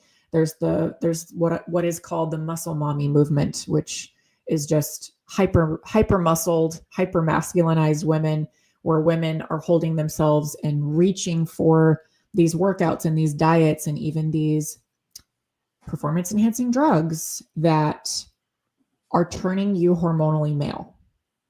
Wow. So whether it's the fashion hyper feminine side of things, where you're starving yourself skinny, avoiding healthy muscle tissue, avoiding your feminine capacity to be strong and soft, right? At the same time, they coexist. You're shutting down your hormonal codes, your menstrual cycle with either birth control or just, like in my instance, starving yourself so much that it shuts down naturally because your body knows it's not healthy or safe to be pregnant. Mm-hmm. Or it's the masculine version. I'm going to shut down my cycle through over-exercise and this orthorexic approach to nutrition, which means that maybe you're eating a ton of protein, but it's all boiled chicken breast and there's no nourishment here. There's no micronourishment going on. Like you are malnourished, yet you're eating 200 grams of protein a day, right? Mm-hmm. Like that actually exists. Same thing with obesity. You are hypernourished and yet malnourished at the same time. Right. You're not absorbing any minerals. You're I not see it in my absorbing practice all the minerals. time. Exactly. Yeah. And in the fitness space too, it's like you're chasing these masculine aesthetic markers like broader shoulders and a V taper, and you need to have an abdominal, like Adonis belt abs, and like again, you are not a little miniature version of a man.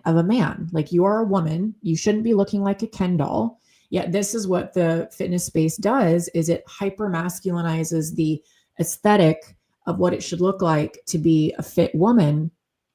And my code for femininity, for what it should look like to be a fit woman, what it should present as, is very, very different, completely counter mainstream to the fitness industry. You should not be looking like your prepubescent boy, like what the mainstream fashion industry and celebrities tell you.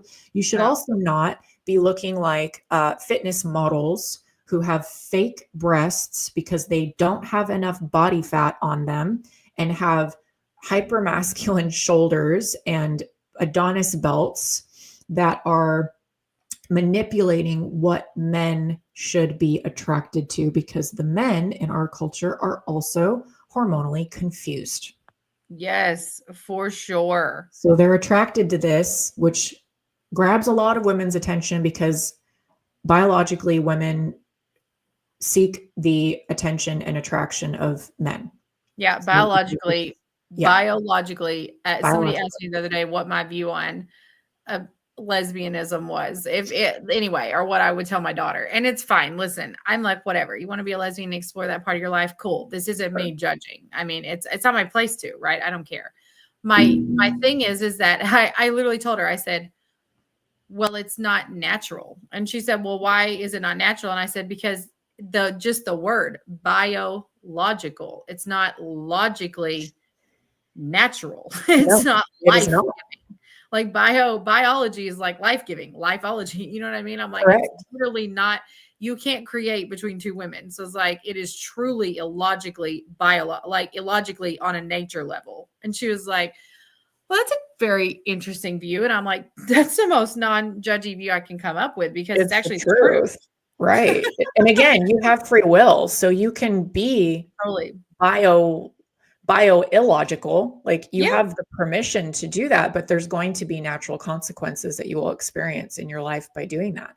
Yeah, I'll tell you what they usually are. And I see that I don't see a ton of people who are in that deep of that conflict don't really resonate with me, just because, I have that deep faith, and that's something that I would lead with. Same. So they may not be ready for that, or whatever, that may not be their resonance. But if one comes across my consult list or something and a beautiful person, I usually see, extreme tendencies, or already hysterectomies, already these these things that have, in a sense, we like to look at the extreme version, like the sex change world. But if you have a hysterectomy and you rip out your womb, you've kind of already gone there. If you're on hormonal birth control, you are already being masculinized on a physiological level. That's true.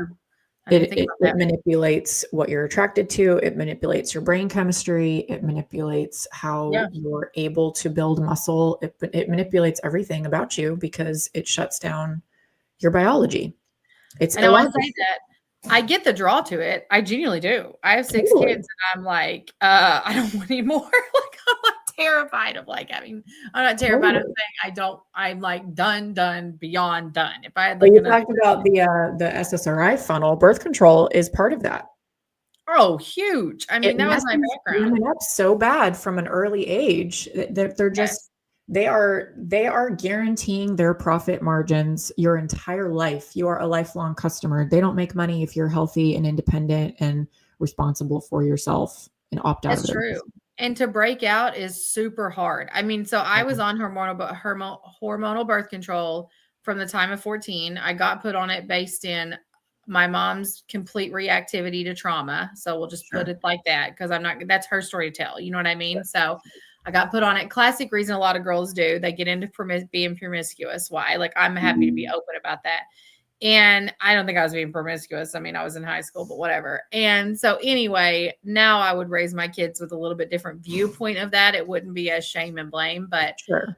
got on hormonal birth control, immediately developed migraines and eating disorder. I mean, it was freaking wild. And then, you know, before you know it, you're just completely messed up and you think you're depressed and you're sick. You don't know which way is up, and yeah, exactly. No. And I'll even venture. I mean, I actually stopped taking it because I felt so bad through college. And then I was just like, geez, if I like have to abstain, I'll just do it because it was so bad. But nobody ever explained cycle tracking, which I know you explained to your kids. I've been like equipping. There's no excuse in 2025, right? No. Like I have a 16-year-old and I'm like, girlfriend, here's an app. Like, let's learn together, right? Let's Like learn. she's got the Flow app. Like I've got the Flow app. I'm like, if somebody's sitting there making that excuse, you just need to explore why you can't have conversations about yourself. 100%. 100%. Like, So why it's are so you funny. why are you rejecting such a biologically natural, appropriate process of who you are Yeah. as a woman? And same thing Yeah. with, you know, like what we see in the body dysmorphia world, whether it's a woman wanting to look hyper masculine, like she wants those abs, she wants those shoulders, she wants the even the in the bodybuilding industry, even the obsession with glutes drives me nuts, because Yeah. they put these glutes on the front page of Muscle and Fitness Hers, and they put these glutes on the Olympia stage in a bikini. And these are very masculine glutes. Like they've got freaking feathering and veins and the butterfly. And these are not even feminine glutes. Like it's amazing to me how they distort God's creation, which my definition of peak female performance is inseparable from fertility markers. Okay. Yeah. Yes. You cannot be healthy and fertile without certain fertility markers. Your menstrual cycle is the 5th vital sign and it should be treated as such. Totally. So if you happen to have a very healthy cycle and your constitution sets you up for having a leaner physique, okay, fine. But there's a bell curve here. And the majority of the bell curve for women is that in order for fertility markers to be present in the right ways, you need to have a much higher body fat percentage than what the fitness industry wants to tell you do. Mm-hmm. Yeah. In order to have abs or shoulder caps or a glute hamstring tie-in, like the bodybuilding fitness industry talks about, that you think is just goals, right?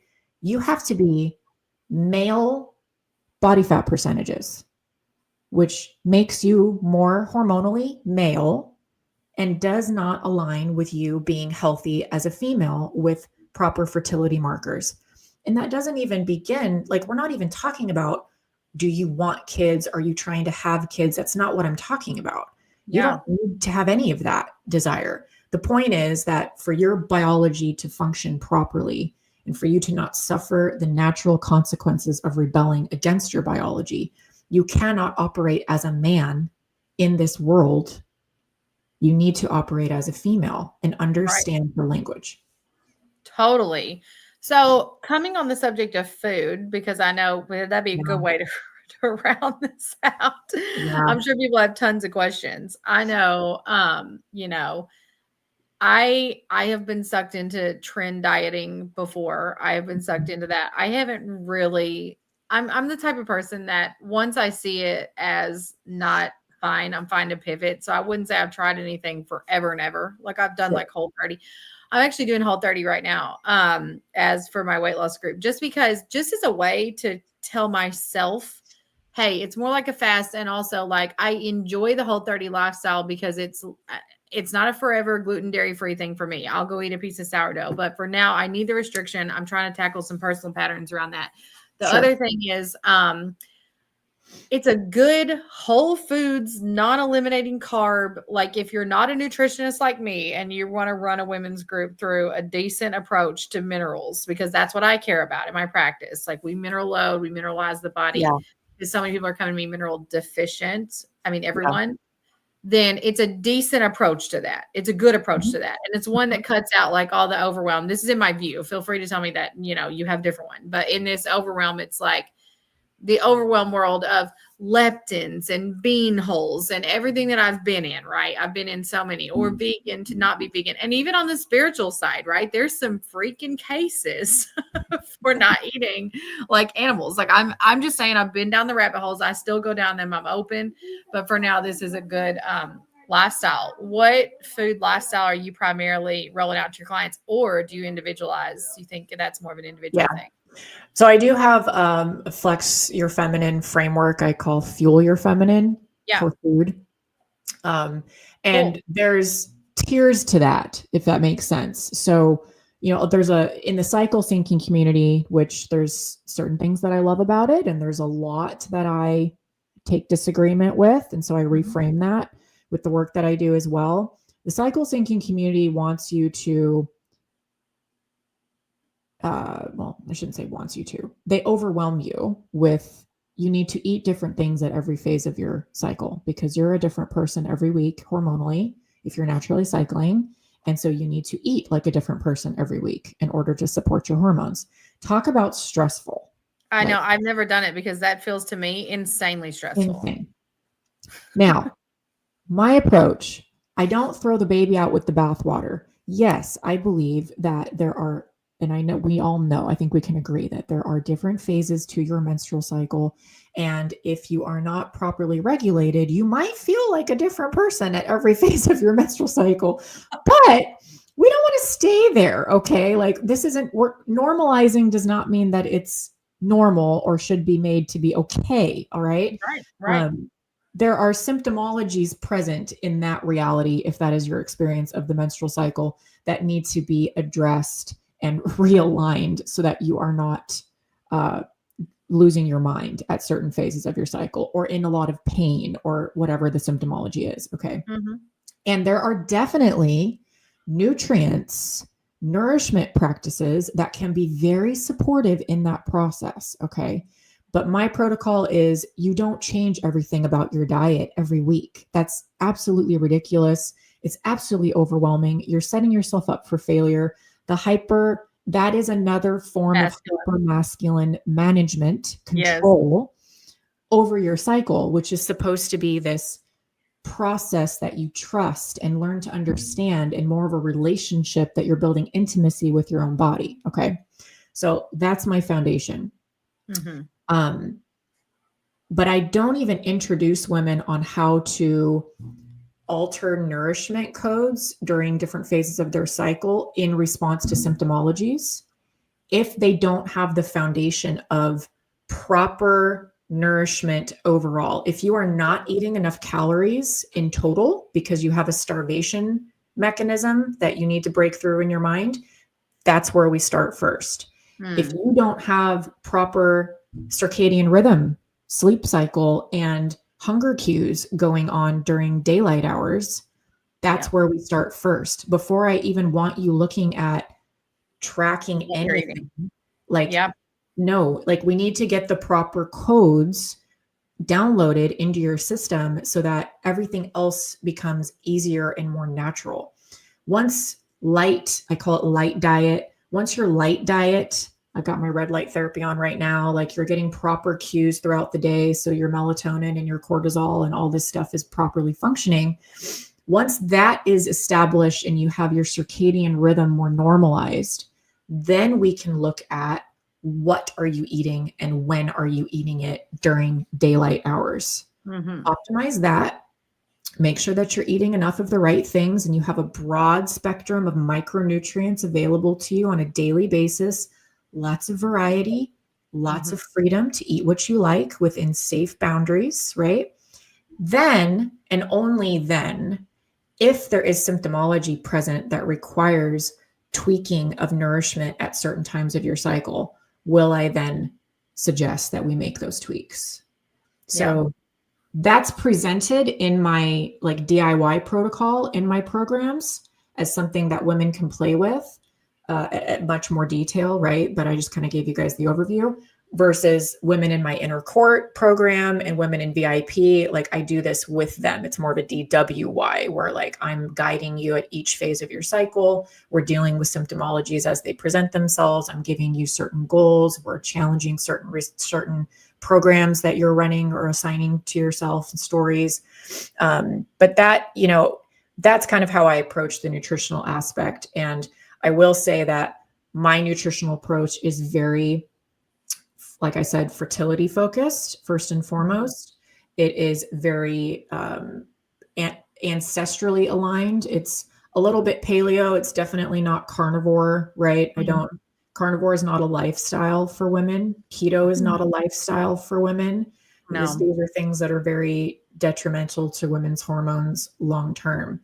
I've had some success, again, like case by case basics. I have had some success with certain women who have certain symptomologies having a short season that is spent in something like carnivore. But it is not a lifestyle prescription, right? This is something that we keep a really close eye on. I loved what you mentioned about Whole30.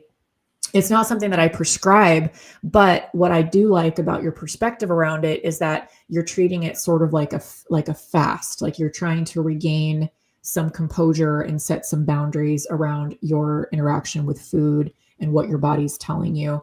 And that is a beautiful heart posture to take to enter any type of nutrition protocol, right? Yeah. My thing with Whole30 is, and I mean, the one, some things I've come to believe about food, and this is great to know from a nutritionist standpoint because I'm not a nutritionist, but the thing that I've come to believe about food is that I know some things to be true, right? When you look at things, healing protocols like Gerson, for example, then they are doing juicing and coffee enemas, right? And there's a very specific juicing makeup that gives you nutrients and enzymes. And I did that. I've done that protocol. I've gotten healing. I was rail thin during it, but my body had a lot of stripping back that needed to do.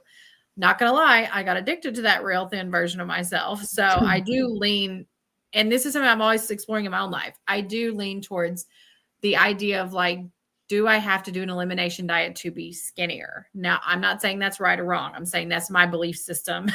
It's something I'm fleshing out in my own life. Another is the belief system like, I'm only skinny when I'm sick. And so that's something I've been exploring because genuinely now I'm much heavier than my norm. I'm saying my whole life I've run around 120 pounds. I know my body homeostasis and I'm much heavier than that. I've also had 3 babies in 5 years. I've also been nursing for 5 years. So I have a hard time framing myself around that season being short, right? That hypermasculine sort of tendency.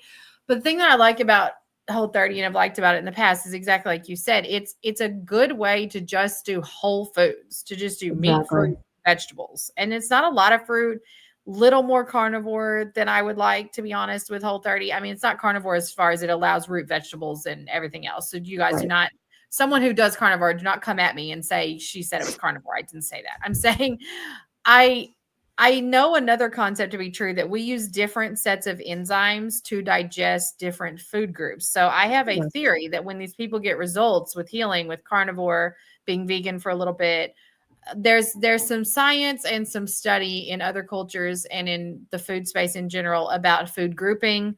There's nuances like that. There's also some study in the cancer world about food breakdown, because the digestive system expends a crap load of energy. So the foundation of my practice was stress removal, right? So if it was going to stress you out, and when I started healing and worked with the doctor that trained me, he was like, the only reason for you to remove digestion, and I was nursing, so that was a hard concept to come across.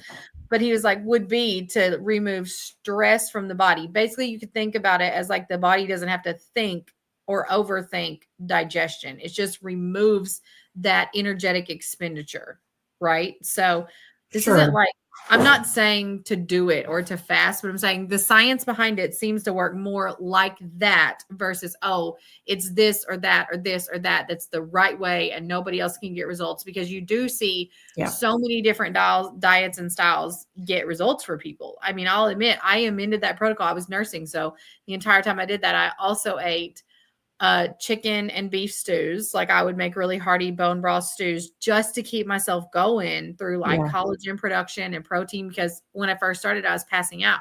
It's like I wasn't eating enough. You know what I mean? But there's nuances always. We talk about that all the time. And I like that was the nuances is where I love to live, because me too.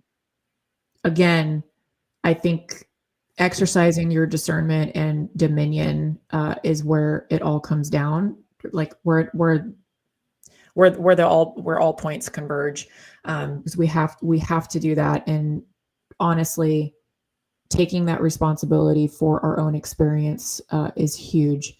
So like what he was sharing that you just shared about taking out the digestive stress entirely, like let's just do juicing, excuse me, let's just do fasting, for a specific strategic season to accomplish a specific goal. That makes a lot of biological sense. It's a very masculine approach. The ROI to doing this is X, right? Yes. However, the tricky part is that a lot of women then, like you were explaining, assign stories to, I can only be skinny when I'm doing X, Y, and Z, or when I'm sick, or when I'm starving, or when I'm on this diet, or whatever, right?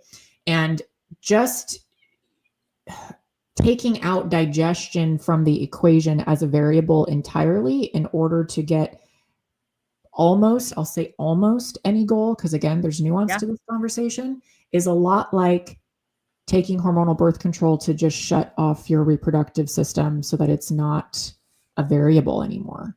So the digestive system is a very biological process. And if there are symptomologies related to your digestive system that you're trying to address, shutting it off, just like with symptomologies with your reproductive system, shutting it off is not even getting to the root cause. That is just a reactionary approach versus getting to a root and actually healing. So I would say, things like an elimination diet can be very beneficial. But again, are you identifying with, I'm doing an elimination diet and I found out that I was gluten intolerant. So now I'm gluten intolerant and that's my identity. And now I can never eat gluten. Right. That was what happened to me. That was like the back half of the story was I thought I felt good, but then I realized a year later, the emotional train kept rolling. Yeah. Sure. So it's like, it was, and it kept rolling, and like, I didn't really feel better in the brain or the mind. And so there was no renewing of the mind. There was a little bit, the concept was there, but now that I've dove deep and take women deep into the renewing of the mind, it has been so fascinating because I started being like, okay, like I'm really isolated. Like I function with an orphan spirit. I'm an outsider, like all these reasons. So funny enough, just the gluten alone, let's just say the gluten intolerance, most intolerances drive me nuts, but I'll save my insensitivity. Is it the gluten or is it the glyphosate? Is it any of it, or is it your shit? Is it the story? Is it the story that you're assigning to the glyphosate? Probably the story. Like, I'm not saying go drink Roundup, but I'm also not saying you have an amazing body. Like Tide Pods, girls. Yeah, it's so fascinating. I had a big season of Truther. I actually assigned this. I created a diagnosis. I call it TPS, Truther Participation Syndrome. I had a my God, I love it. Yeah. I diagnose my clients with all the time. That's amazing. There's two diagnoses that I give. I don't diagnose or treat in my practice, but I give two diagnoses. One is RBIS, that's residual boomer idea syndrome. So that's parents bullshit syndrome. Good one. And the other is truther participation syndrome, which is TPS. And most women that I see with autoimmune disorders all have that in 2025. Now, I think the pendulum's swinging with this age change, but we could get into that. But it's just so funny. So I had a bunch of that. I had a bunch of chaos, a bunch of fear, all that. And then it made me feel validated in my orphan story of childhood to be an outsider. Like it was like, it made so much sense, right? It was like destiny, but it sucked. And so like when I got into that mindset of this is me, right? Like nobody just doesn't want to hang out with me. Like this is my behavior or my energetic field or whatever. I developed like super deep friendships with all these people who are not a lot like me. You know what I mean? Yeah. Like, I mean, all my best friends, you know, they work in pharma or their husbands do or whatever. Like, I don't even care. I'm like, we don't identify ourselves with work. Yay. We've all gotten out of the masculine. You know what I mean? But before that was my thing. So I was like, oh, I can't hang out with them because of XYZ. And I realized like I started experimenting on myself. We would all go away to these dance competitions. And I'm like, why do I want to be like the gluten-free one that has to bring like a cooler? And it was like, oh, I actually want to be outside the group, which sounds really ridiculous.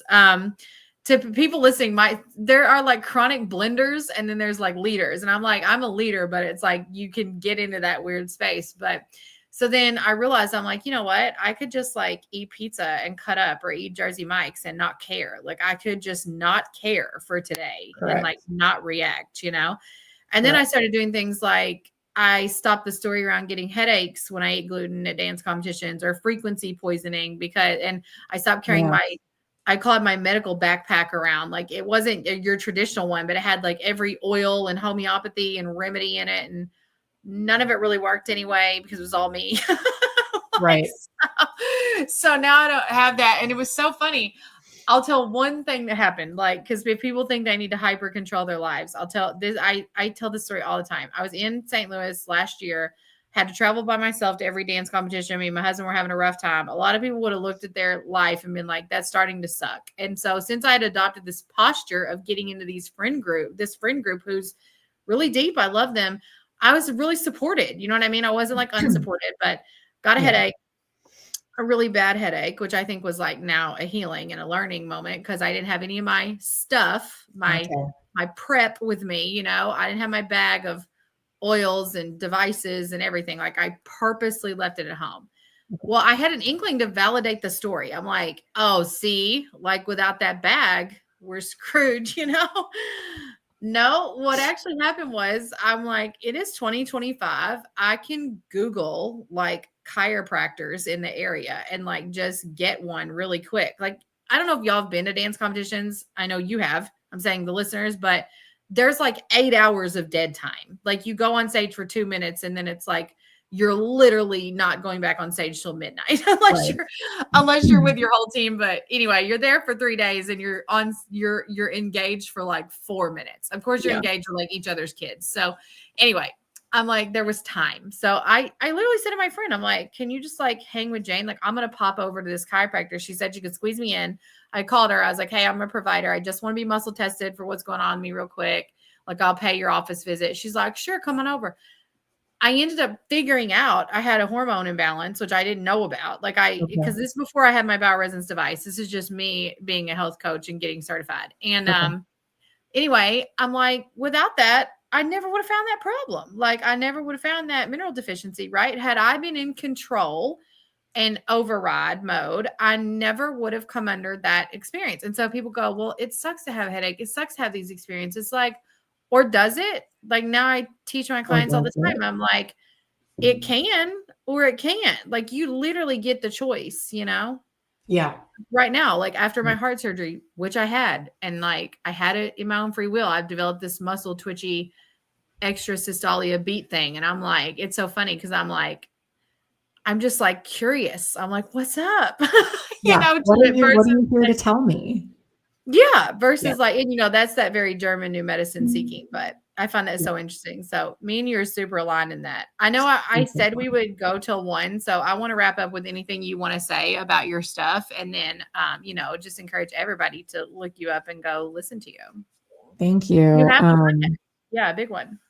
I think just to kind of wrap up the nutrition track that we're on is I would really encourage you gals, the vein that you were kind of going down before you shared that story was, you know, the stories that we're assigning to the foods that we eat and what we make things mean, right? That's kind of been a theme for today's conversation. And I would encourage gals that before you reach for the new diet, right? Like we're in January. It's still like open season on making New Year's resolutions for a lot of people.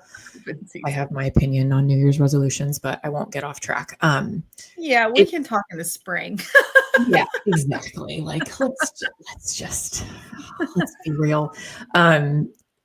Instead of jumping on the bandwagon, maybe your friend group is like starting a juice cleanse in the middle of winter or whatever it is, right? Like whatever it is, they want to do 75 hard, they want to do carnivore, they want to do Whole30, whatever it is, right? Like, and I'm not saying that any of it's evil. I'm just saying before you reach for the next thing to like manipulate and control your ROI with what you want your body to do instead of taking cues from your body, maybe just start praying over your food.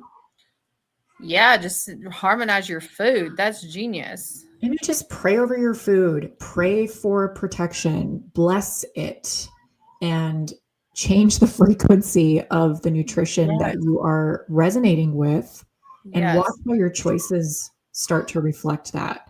Be still, take a second. Like we're so obsessed with food, whether it's the scarcity of it or the binging over abundance of it, but the frequency of it, like your food, everything that you align with is there because it's a frequency. So if you're afraid of food doing something to you, if you're afraid of food making you fat, like you're aligning with that frequency when you sit down to eat.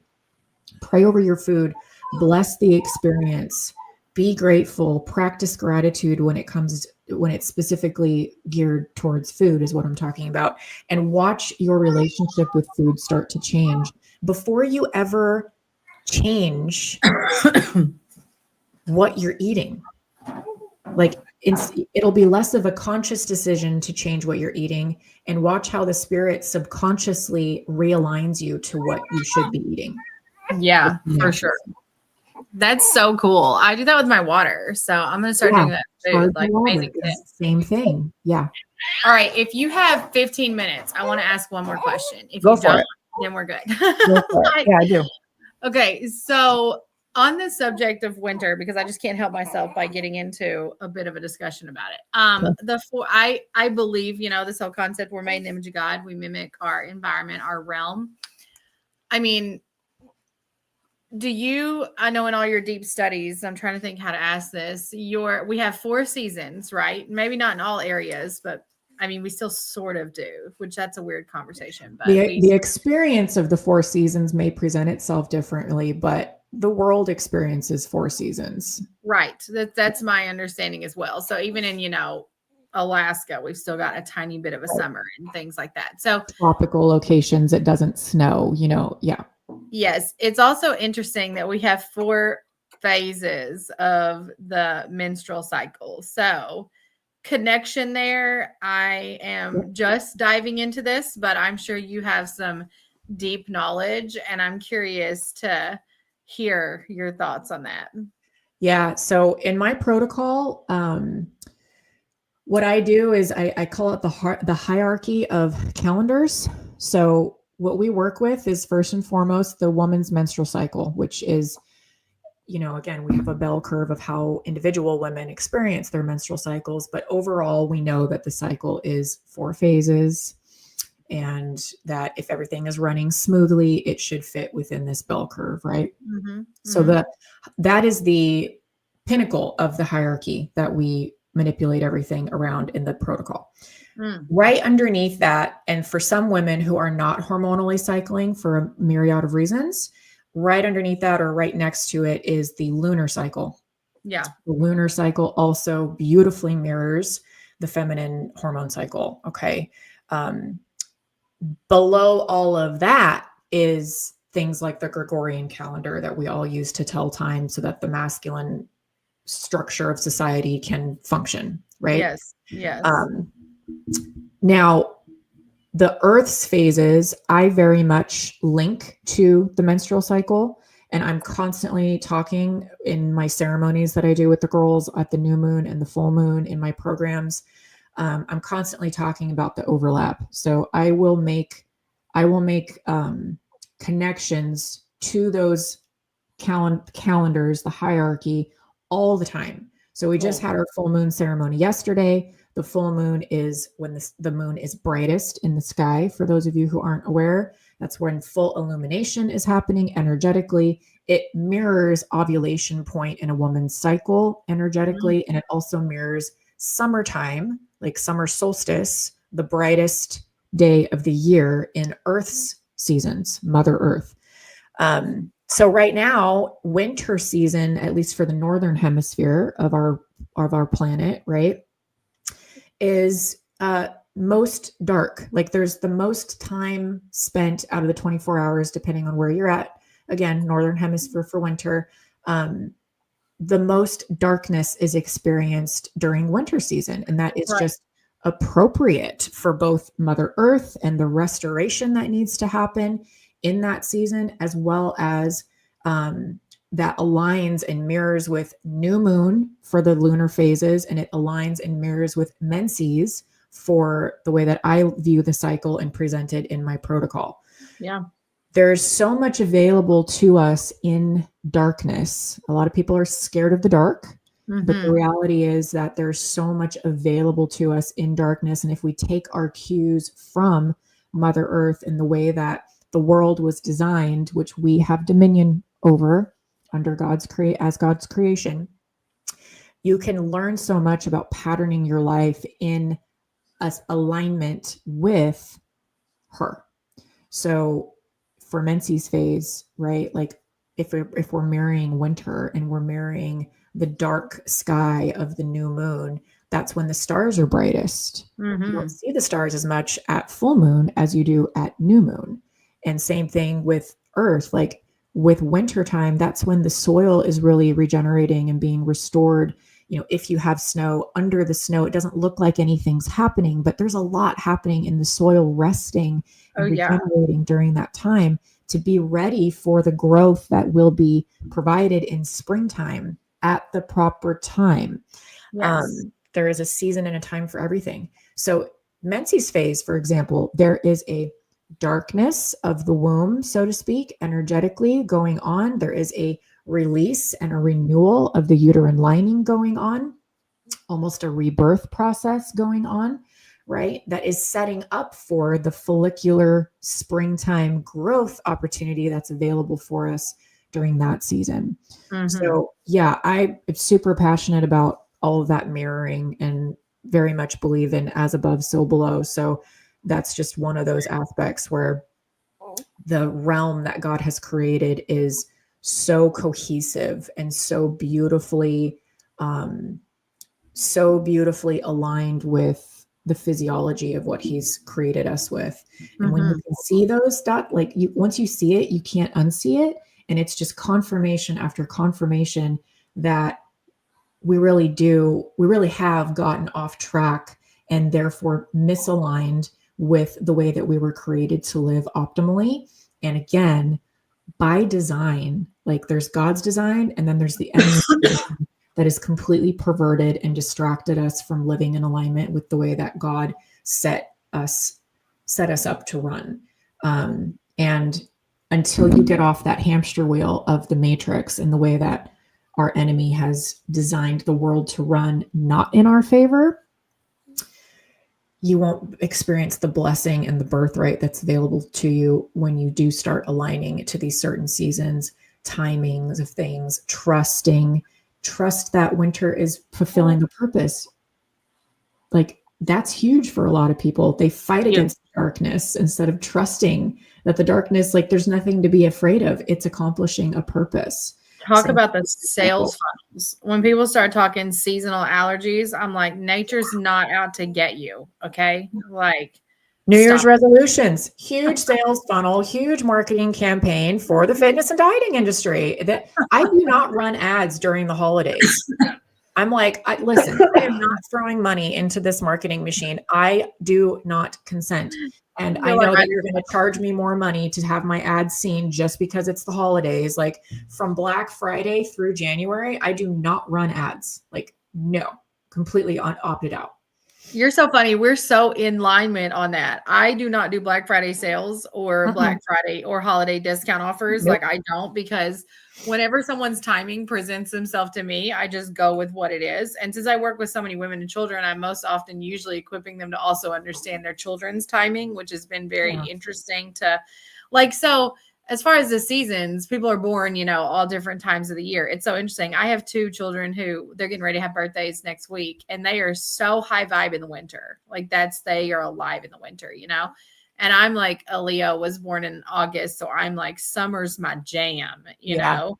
Yeah. But I used to be, really confused about things like sun in the winter and melatonin and thought lights and all this stuff. And what I realized is that even that I used to, my last thing that I let go of in the biohacking community was biohacking the winter. Like I kind of believed in the vitamin D sales funnel and the light and like why I was depressed. I'm going to tell you guys, I was not depressed because it was winter. I was because I get so much sun in the summer that I am like boosted for life. Like that's like my jam. I'm high. I was like, I was confused about winter's role. So I took one calendar year and just watched the trees around my house. It's so interesting. And I just got convicted of so many things just from a logic visual standpoint. Obviously I'm visual and that's, my attraction to advertising and my background and all that. But I just watched like one tree and I'm like, how amazing that thing is. Super vibrant, doesn't die, super vibrant again. Like it's like exactly really fascinating thing. And then even when the weather does something different, like this summer, we had a second round of garden. We've never had that happen. Now, granted, I high vibed with my garden the entire year this year. So it was like the best production we've ever had.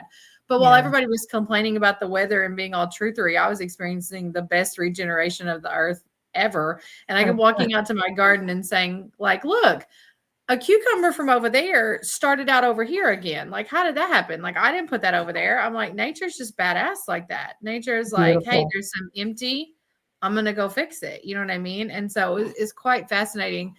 I just think people don't get curious enough. They're so distracted, right? But as far as, is there a good resource or place to learn about, because this is something that I personally want to know myself, about the moon and cycle syncing, not cycle what to eat, but because if you had is your cycle supposed to be synced with the moon? I guess that's my question.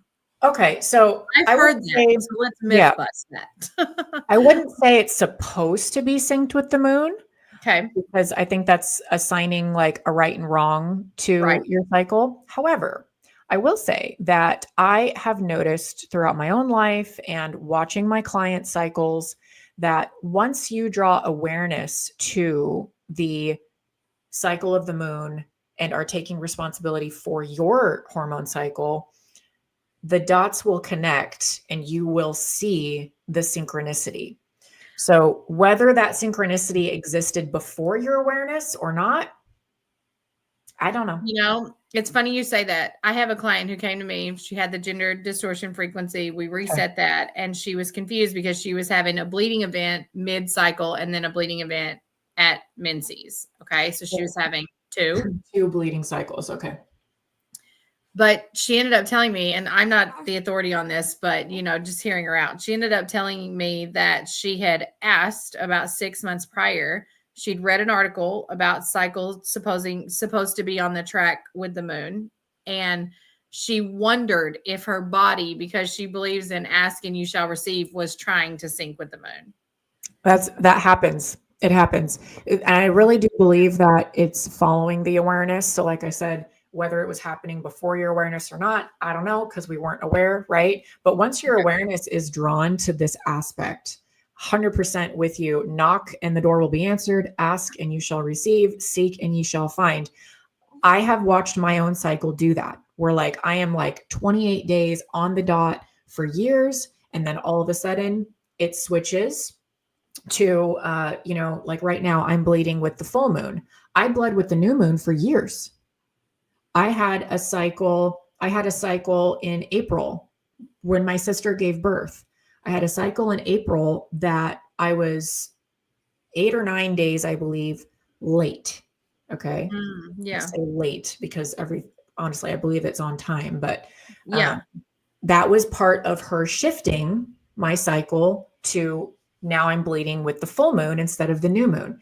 Now, within that, there's a lot of conversations in different circles. And honestly, there isn't a good, like, one-stop shop resource that I've found to answer what your question is. But what I would say is have conversations like this with people who believe in it and have had experience in it is the first place to start as women, is having nuanced conversations and then sharing resources. The resources that I've collected and have translated into my own communities is one way that people could do that and introduce themselves to this. The other way is honestly just seek and seek and seek, and you will find different things from different people, and you can start intuitively putting those messages together and connecting those dots. That's what I've done for years. But there is a segment where, you're like a purple moon, or you're a red moon, or you're a white moon cycle, depending on when you bleed and when you ovulate and how that relates or mirrors the moon or not. And each type of cycle, what I like about that concept is each type of menstrual cycle, where it fits with the moon cycle, means something different about your phase of life. So like when you're ovulating with when you're bleeding with the new moon and ovulating with the full moon, you're more in alignment with, like, obviously Mother Earth and the moon cycle, where you're bleeding when it's winter, you're bleeding when it's new moon, and then your springtime is follicular and your ovulation is summertime.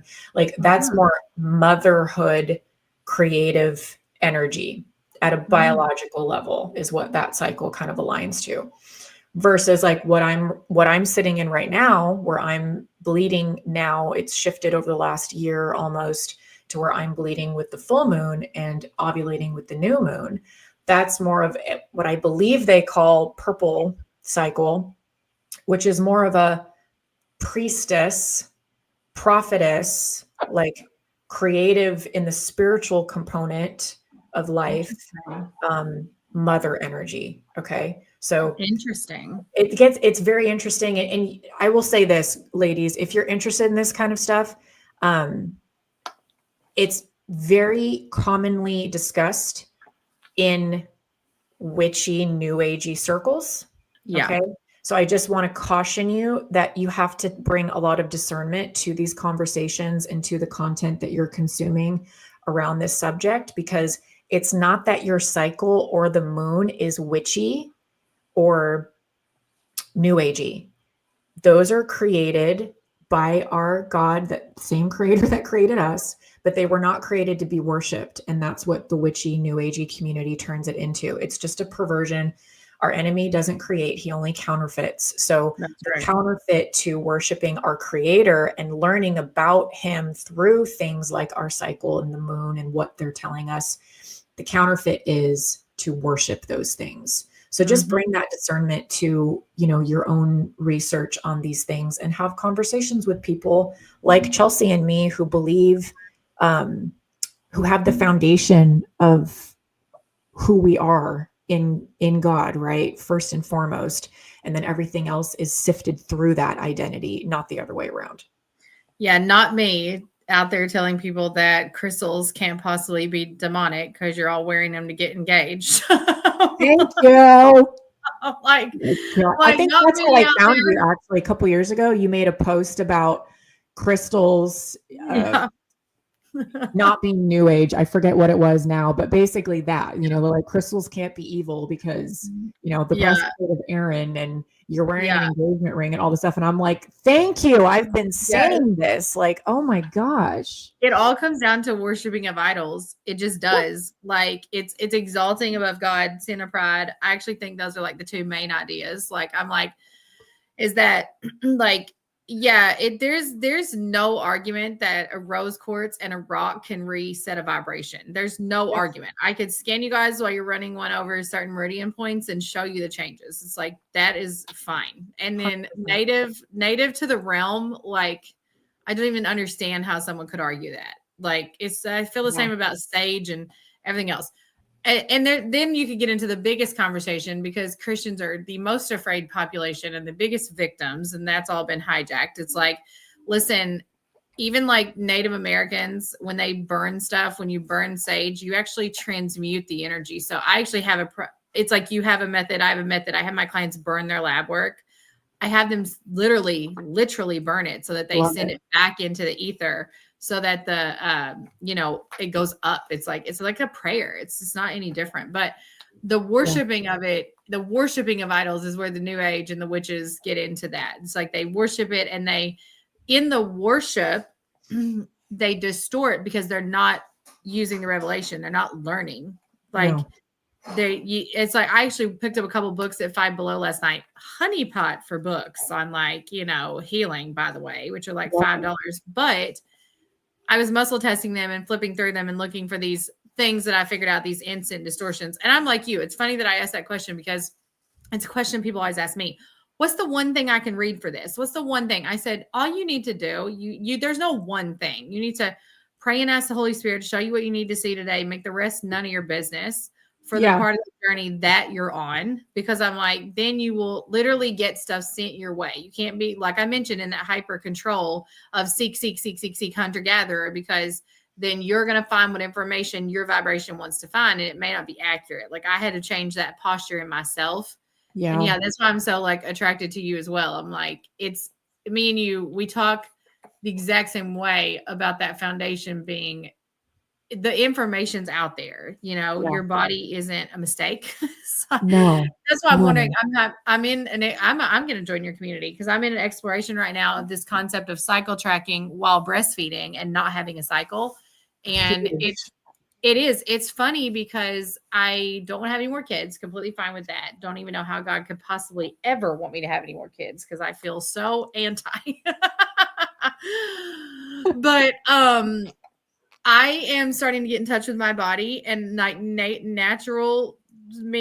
masculine me would be like, what's the right tracker? What's the right thing? Whatever, but I was wondering and asking that question because the full moon was last night. Yeah.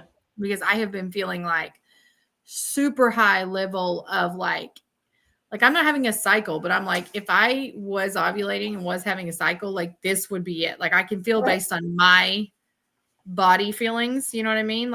And discharge, and monitoring a couple other things like that. I'm like, oh, that's interesting, because I've never paid attention to my discharge before. And I said to my husband, not during breastfeeding, I said to him, and we got pregnant while I was breastfeeding last time. And I said to my husband, I need to find some way to get through this fear so I can enjoy my life and intimacy and, all that stuff. And I'm like, I need to find out if it's possible to really know your cycle while you're EBF. And it has to be, because people get pregnant spontaneously once their cycles return.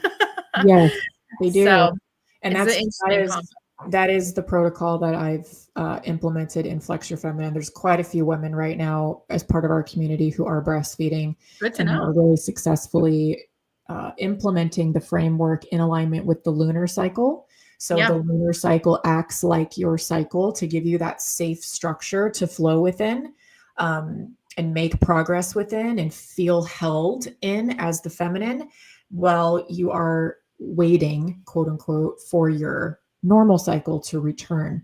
Same thing I do with menopausal women, or women who are experiencing irregular cycles, or women who have had hysterectomies. You still have an access point to experience this divine feminine 100%. Yes. With our lunar cycle, with learning about Mother Earth and the way that we were created to coexist and learn from all these other systems, like the lunar system. And what you were saying about the cycle, and that the crystals, excuse me. Same thing I do with astrology. Mm-hmm. I'm not an astrologer, but I do believe that the heavens, the stars, the moon, the sun, our system was created as a timepiece for us to track. And it's not about, oh, you're a Leo, so this is your identity, right? Right. No, again, we know what our foundation is, but it is something where this is a timepiece for us to check in, and an opportunity for us to tell time God's way, instead of just the Gregorian calendar, right? Mhm. So that's why I have like new moon and full moon ceremonies. These are checkpoints in our month, in our cycles, for us to gather as a community, witness each other, get some coaching with me face to face, some Q&A time. We hang out. I do a little presentation on what I'm feeling from the alignments right now. And all of it is based on the disclaimer of we are not worshiping the moon. We are not worshiping the stars. Like, I call it a moon ceremony because it's based off of the phases of the moon, but always tied back into your cycle, always tied back into just what we should be focusing on during this next phase, setting intentions, making sure we're in alignment. It's just a checkpoint. It's a way to keep yourself accountable, right? Learn from the previous phase, take that into the next phase, let it inform your decisions and your actions, and continue to feel like you're making progress. And it's a really beautiful flow. Yes, I can't wait to get in that. I need to get in that because I'm so interested in this idea of like, where's your cycle at with the moon? What is it at? What point is it at? Tracking when you're fertile, when you're not fertile, those kinds of things are, high on my priority list. And then just leaning more into that and doing it with others. So I think this whole concept of community, so hope y'all are listening, is, and I know people say, oh, well, I don't want to, be overwhelmed. I think that those of us who've built them and built them really well, like there's a couple like yours, they're niche focused and there's somebody who's really zeroed into something of interest. Like for mine, I'm very into this concept behind autoimmune disease and how it manifests, because truly I believe that after studying German New Medicine, I can help women drop the whole attack verbiage and realize that you're actually just trying to uncover the version of yourself that's the truest. That's what autoimmune disease really is. You know what I mean? I love that. That's what it is. It's not, it is not your body's attacking itself. I never bought into that concept because God doesn't attack himself. That's the enemy. So I was like not sold on that, but I didn't really know what it was. And then I started studying German New Medicine and I'm like, okay, autoimmune it's a lack. You don't recognize yourself. Like you literally do not, you have no idea who you are. Oh right? My God, Chelsea, I just had like womb boom. Right? It's true. Yeah. It's like it, and I can pinpoint it. I'm like, if there's a root cause and now we can see the frequency and it's disconnect, that's it, right? That's it. We don't recognize who we are on a very basic masculine and feminine level. And so what will the body do? It will mount a healing against itself. This is the verbiage that I've come up with because it's going to do a healing. It's not doing an attack. Right. It's trying to survive. Right. It's trying to survive and thrive. Like it's trying to seek abundance. It's not just trying to not die. Yes. Like, the pharma industry is so obsessed with death and the Christian culture is so obsessed with death cults and everything else. It's like, it cracks me up. I was doing my daughter's science and this all downloaded to me because I'll say she's in a traditional school. So she's learning. I have to like muscle test to get the correct answers on her homework because I have my own answers and then there's the answers that she needs to put on. Exactly. To pass the class and just get someone's gonna like send this to my ex and be like, this is how crazy it is. No, I'm kidding, but it's like, but she so I'm sitting there and we're doing this cell lesson on mitosis, which is rapid division of cells, which is when your cells rush to the side of whatever to heal, cut, whatever, and a virus, whatever. And it's like, it's so funny. The book's like, this is a good process. This is a good process.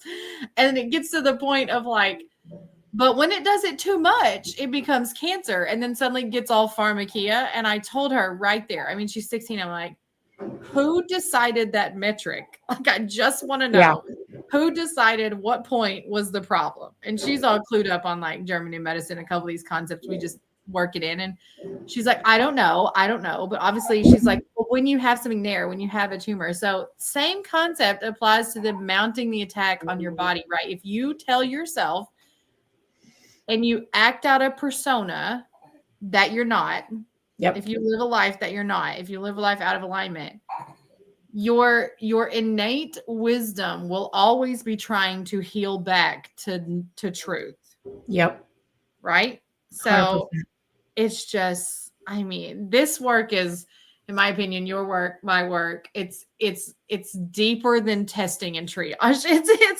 It's what people need to actually find life, you know. So 100%. Yeah. I'm like, I'm There's so so much, honored.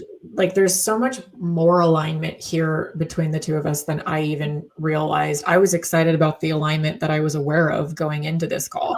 And now, like, getting this time together, that's why I just love long form and this having the space for nuance and feminine collaboration, because it's just like, oh, there's so many God drops throughout this entire thing. They're just such a blessing to be a part of and witness and experience. So I we got know to you do keep more your of these mind on for a sure. reel. Because like this is a conversation that's not happening. Like I'm having conversations similar to this, but again, like you have your own language and it's different than other women, but there's very few women that I get into containers with or do co-teaching or podcasts type things like this with that have so much alignment. Like I can think of one other girl that I have maybe this level of alignment with. So we have got to do more conversations and dive into other topics and dive deeper onto topics that we started today, because women need this. Like we really do. We do. We need to my life's mission is to come against that 1 in 3 statistic of sick women. Like, why are all the women sick? You know, I've Why seen are it. we all suffering with fertility issues? Why are we suffering with obesity issues? Why are we suffering with eating disorders? Why are we on SSRIs? Like, why is this happening? And what weapons do we need to forge and wield, learn to wield to fight against it? Because it's a spiritual battle. 100%. Okay. So we're going to do so much more deep diving on that. I'm going to leave that there. I will end the stream and then I will send you the link to share and download. And I am just, I have goosebumps several points of our conversation. I'm so excited to talk again. And I hope you have a wonderful day. You're in Cali, right? As of this moment, you're not just from California. Correct. Yeah. I'm still in Cali. All right. Are you guys affected by the fires? Or are you affected, you and your husband? No, we're about 2 hours southeast of the fires. So we haven't had any like smoke or ash or anything like that. But I do have a lot of friends that are in the LA area that are really unfortunately being affected and losing homes. So definitely send your prayers over there. There's a lot going on. A lot. Us too. Okay. Well, I will put in the show notes how to find Kayla, all of her body of work, how to get into her containers and get your cycles on the right track, your nutrition, your food, your fitness. I'll probably see you in there. And I'm excited. Have a good rest of your day. Thank you. You too. Thank you, Chelsea. Enjoy. Yes. Bye. Bye.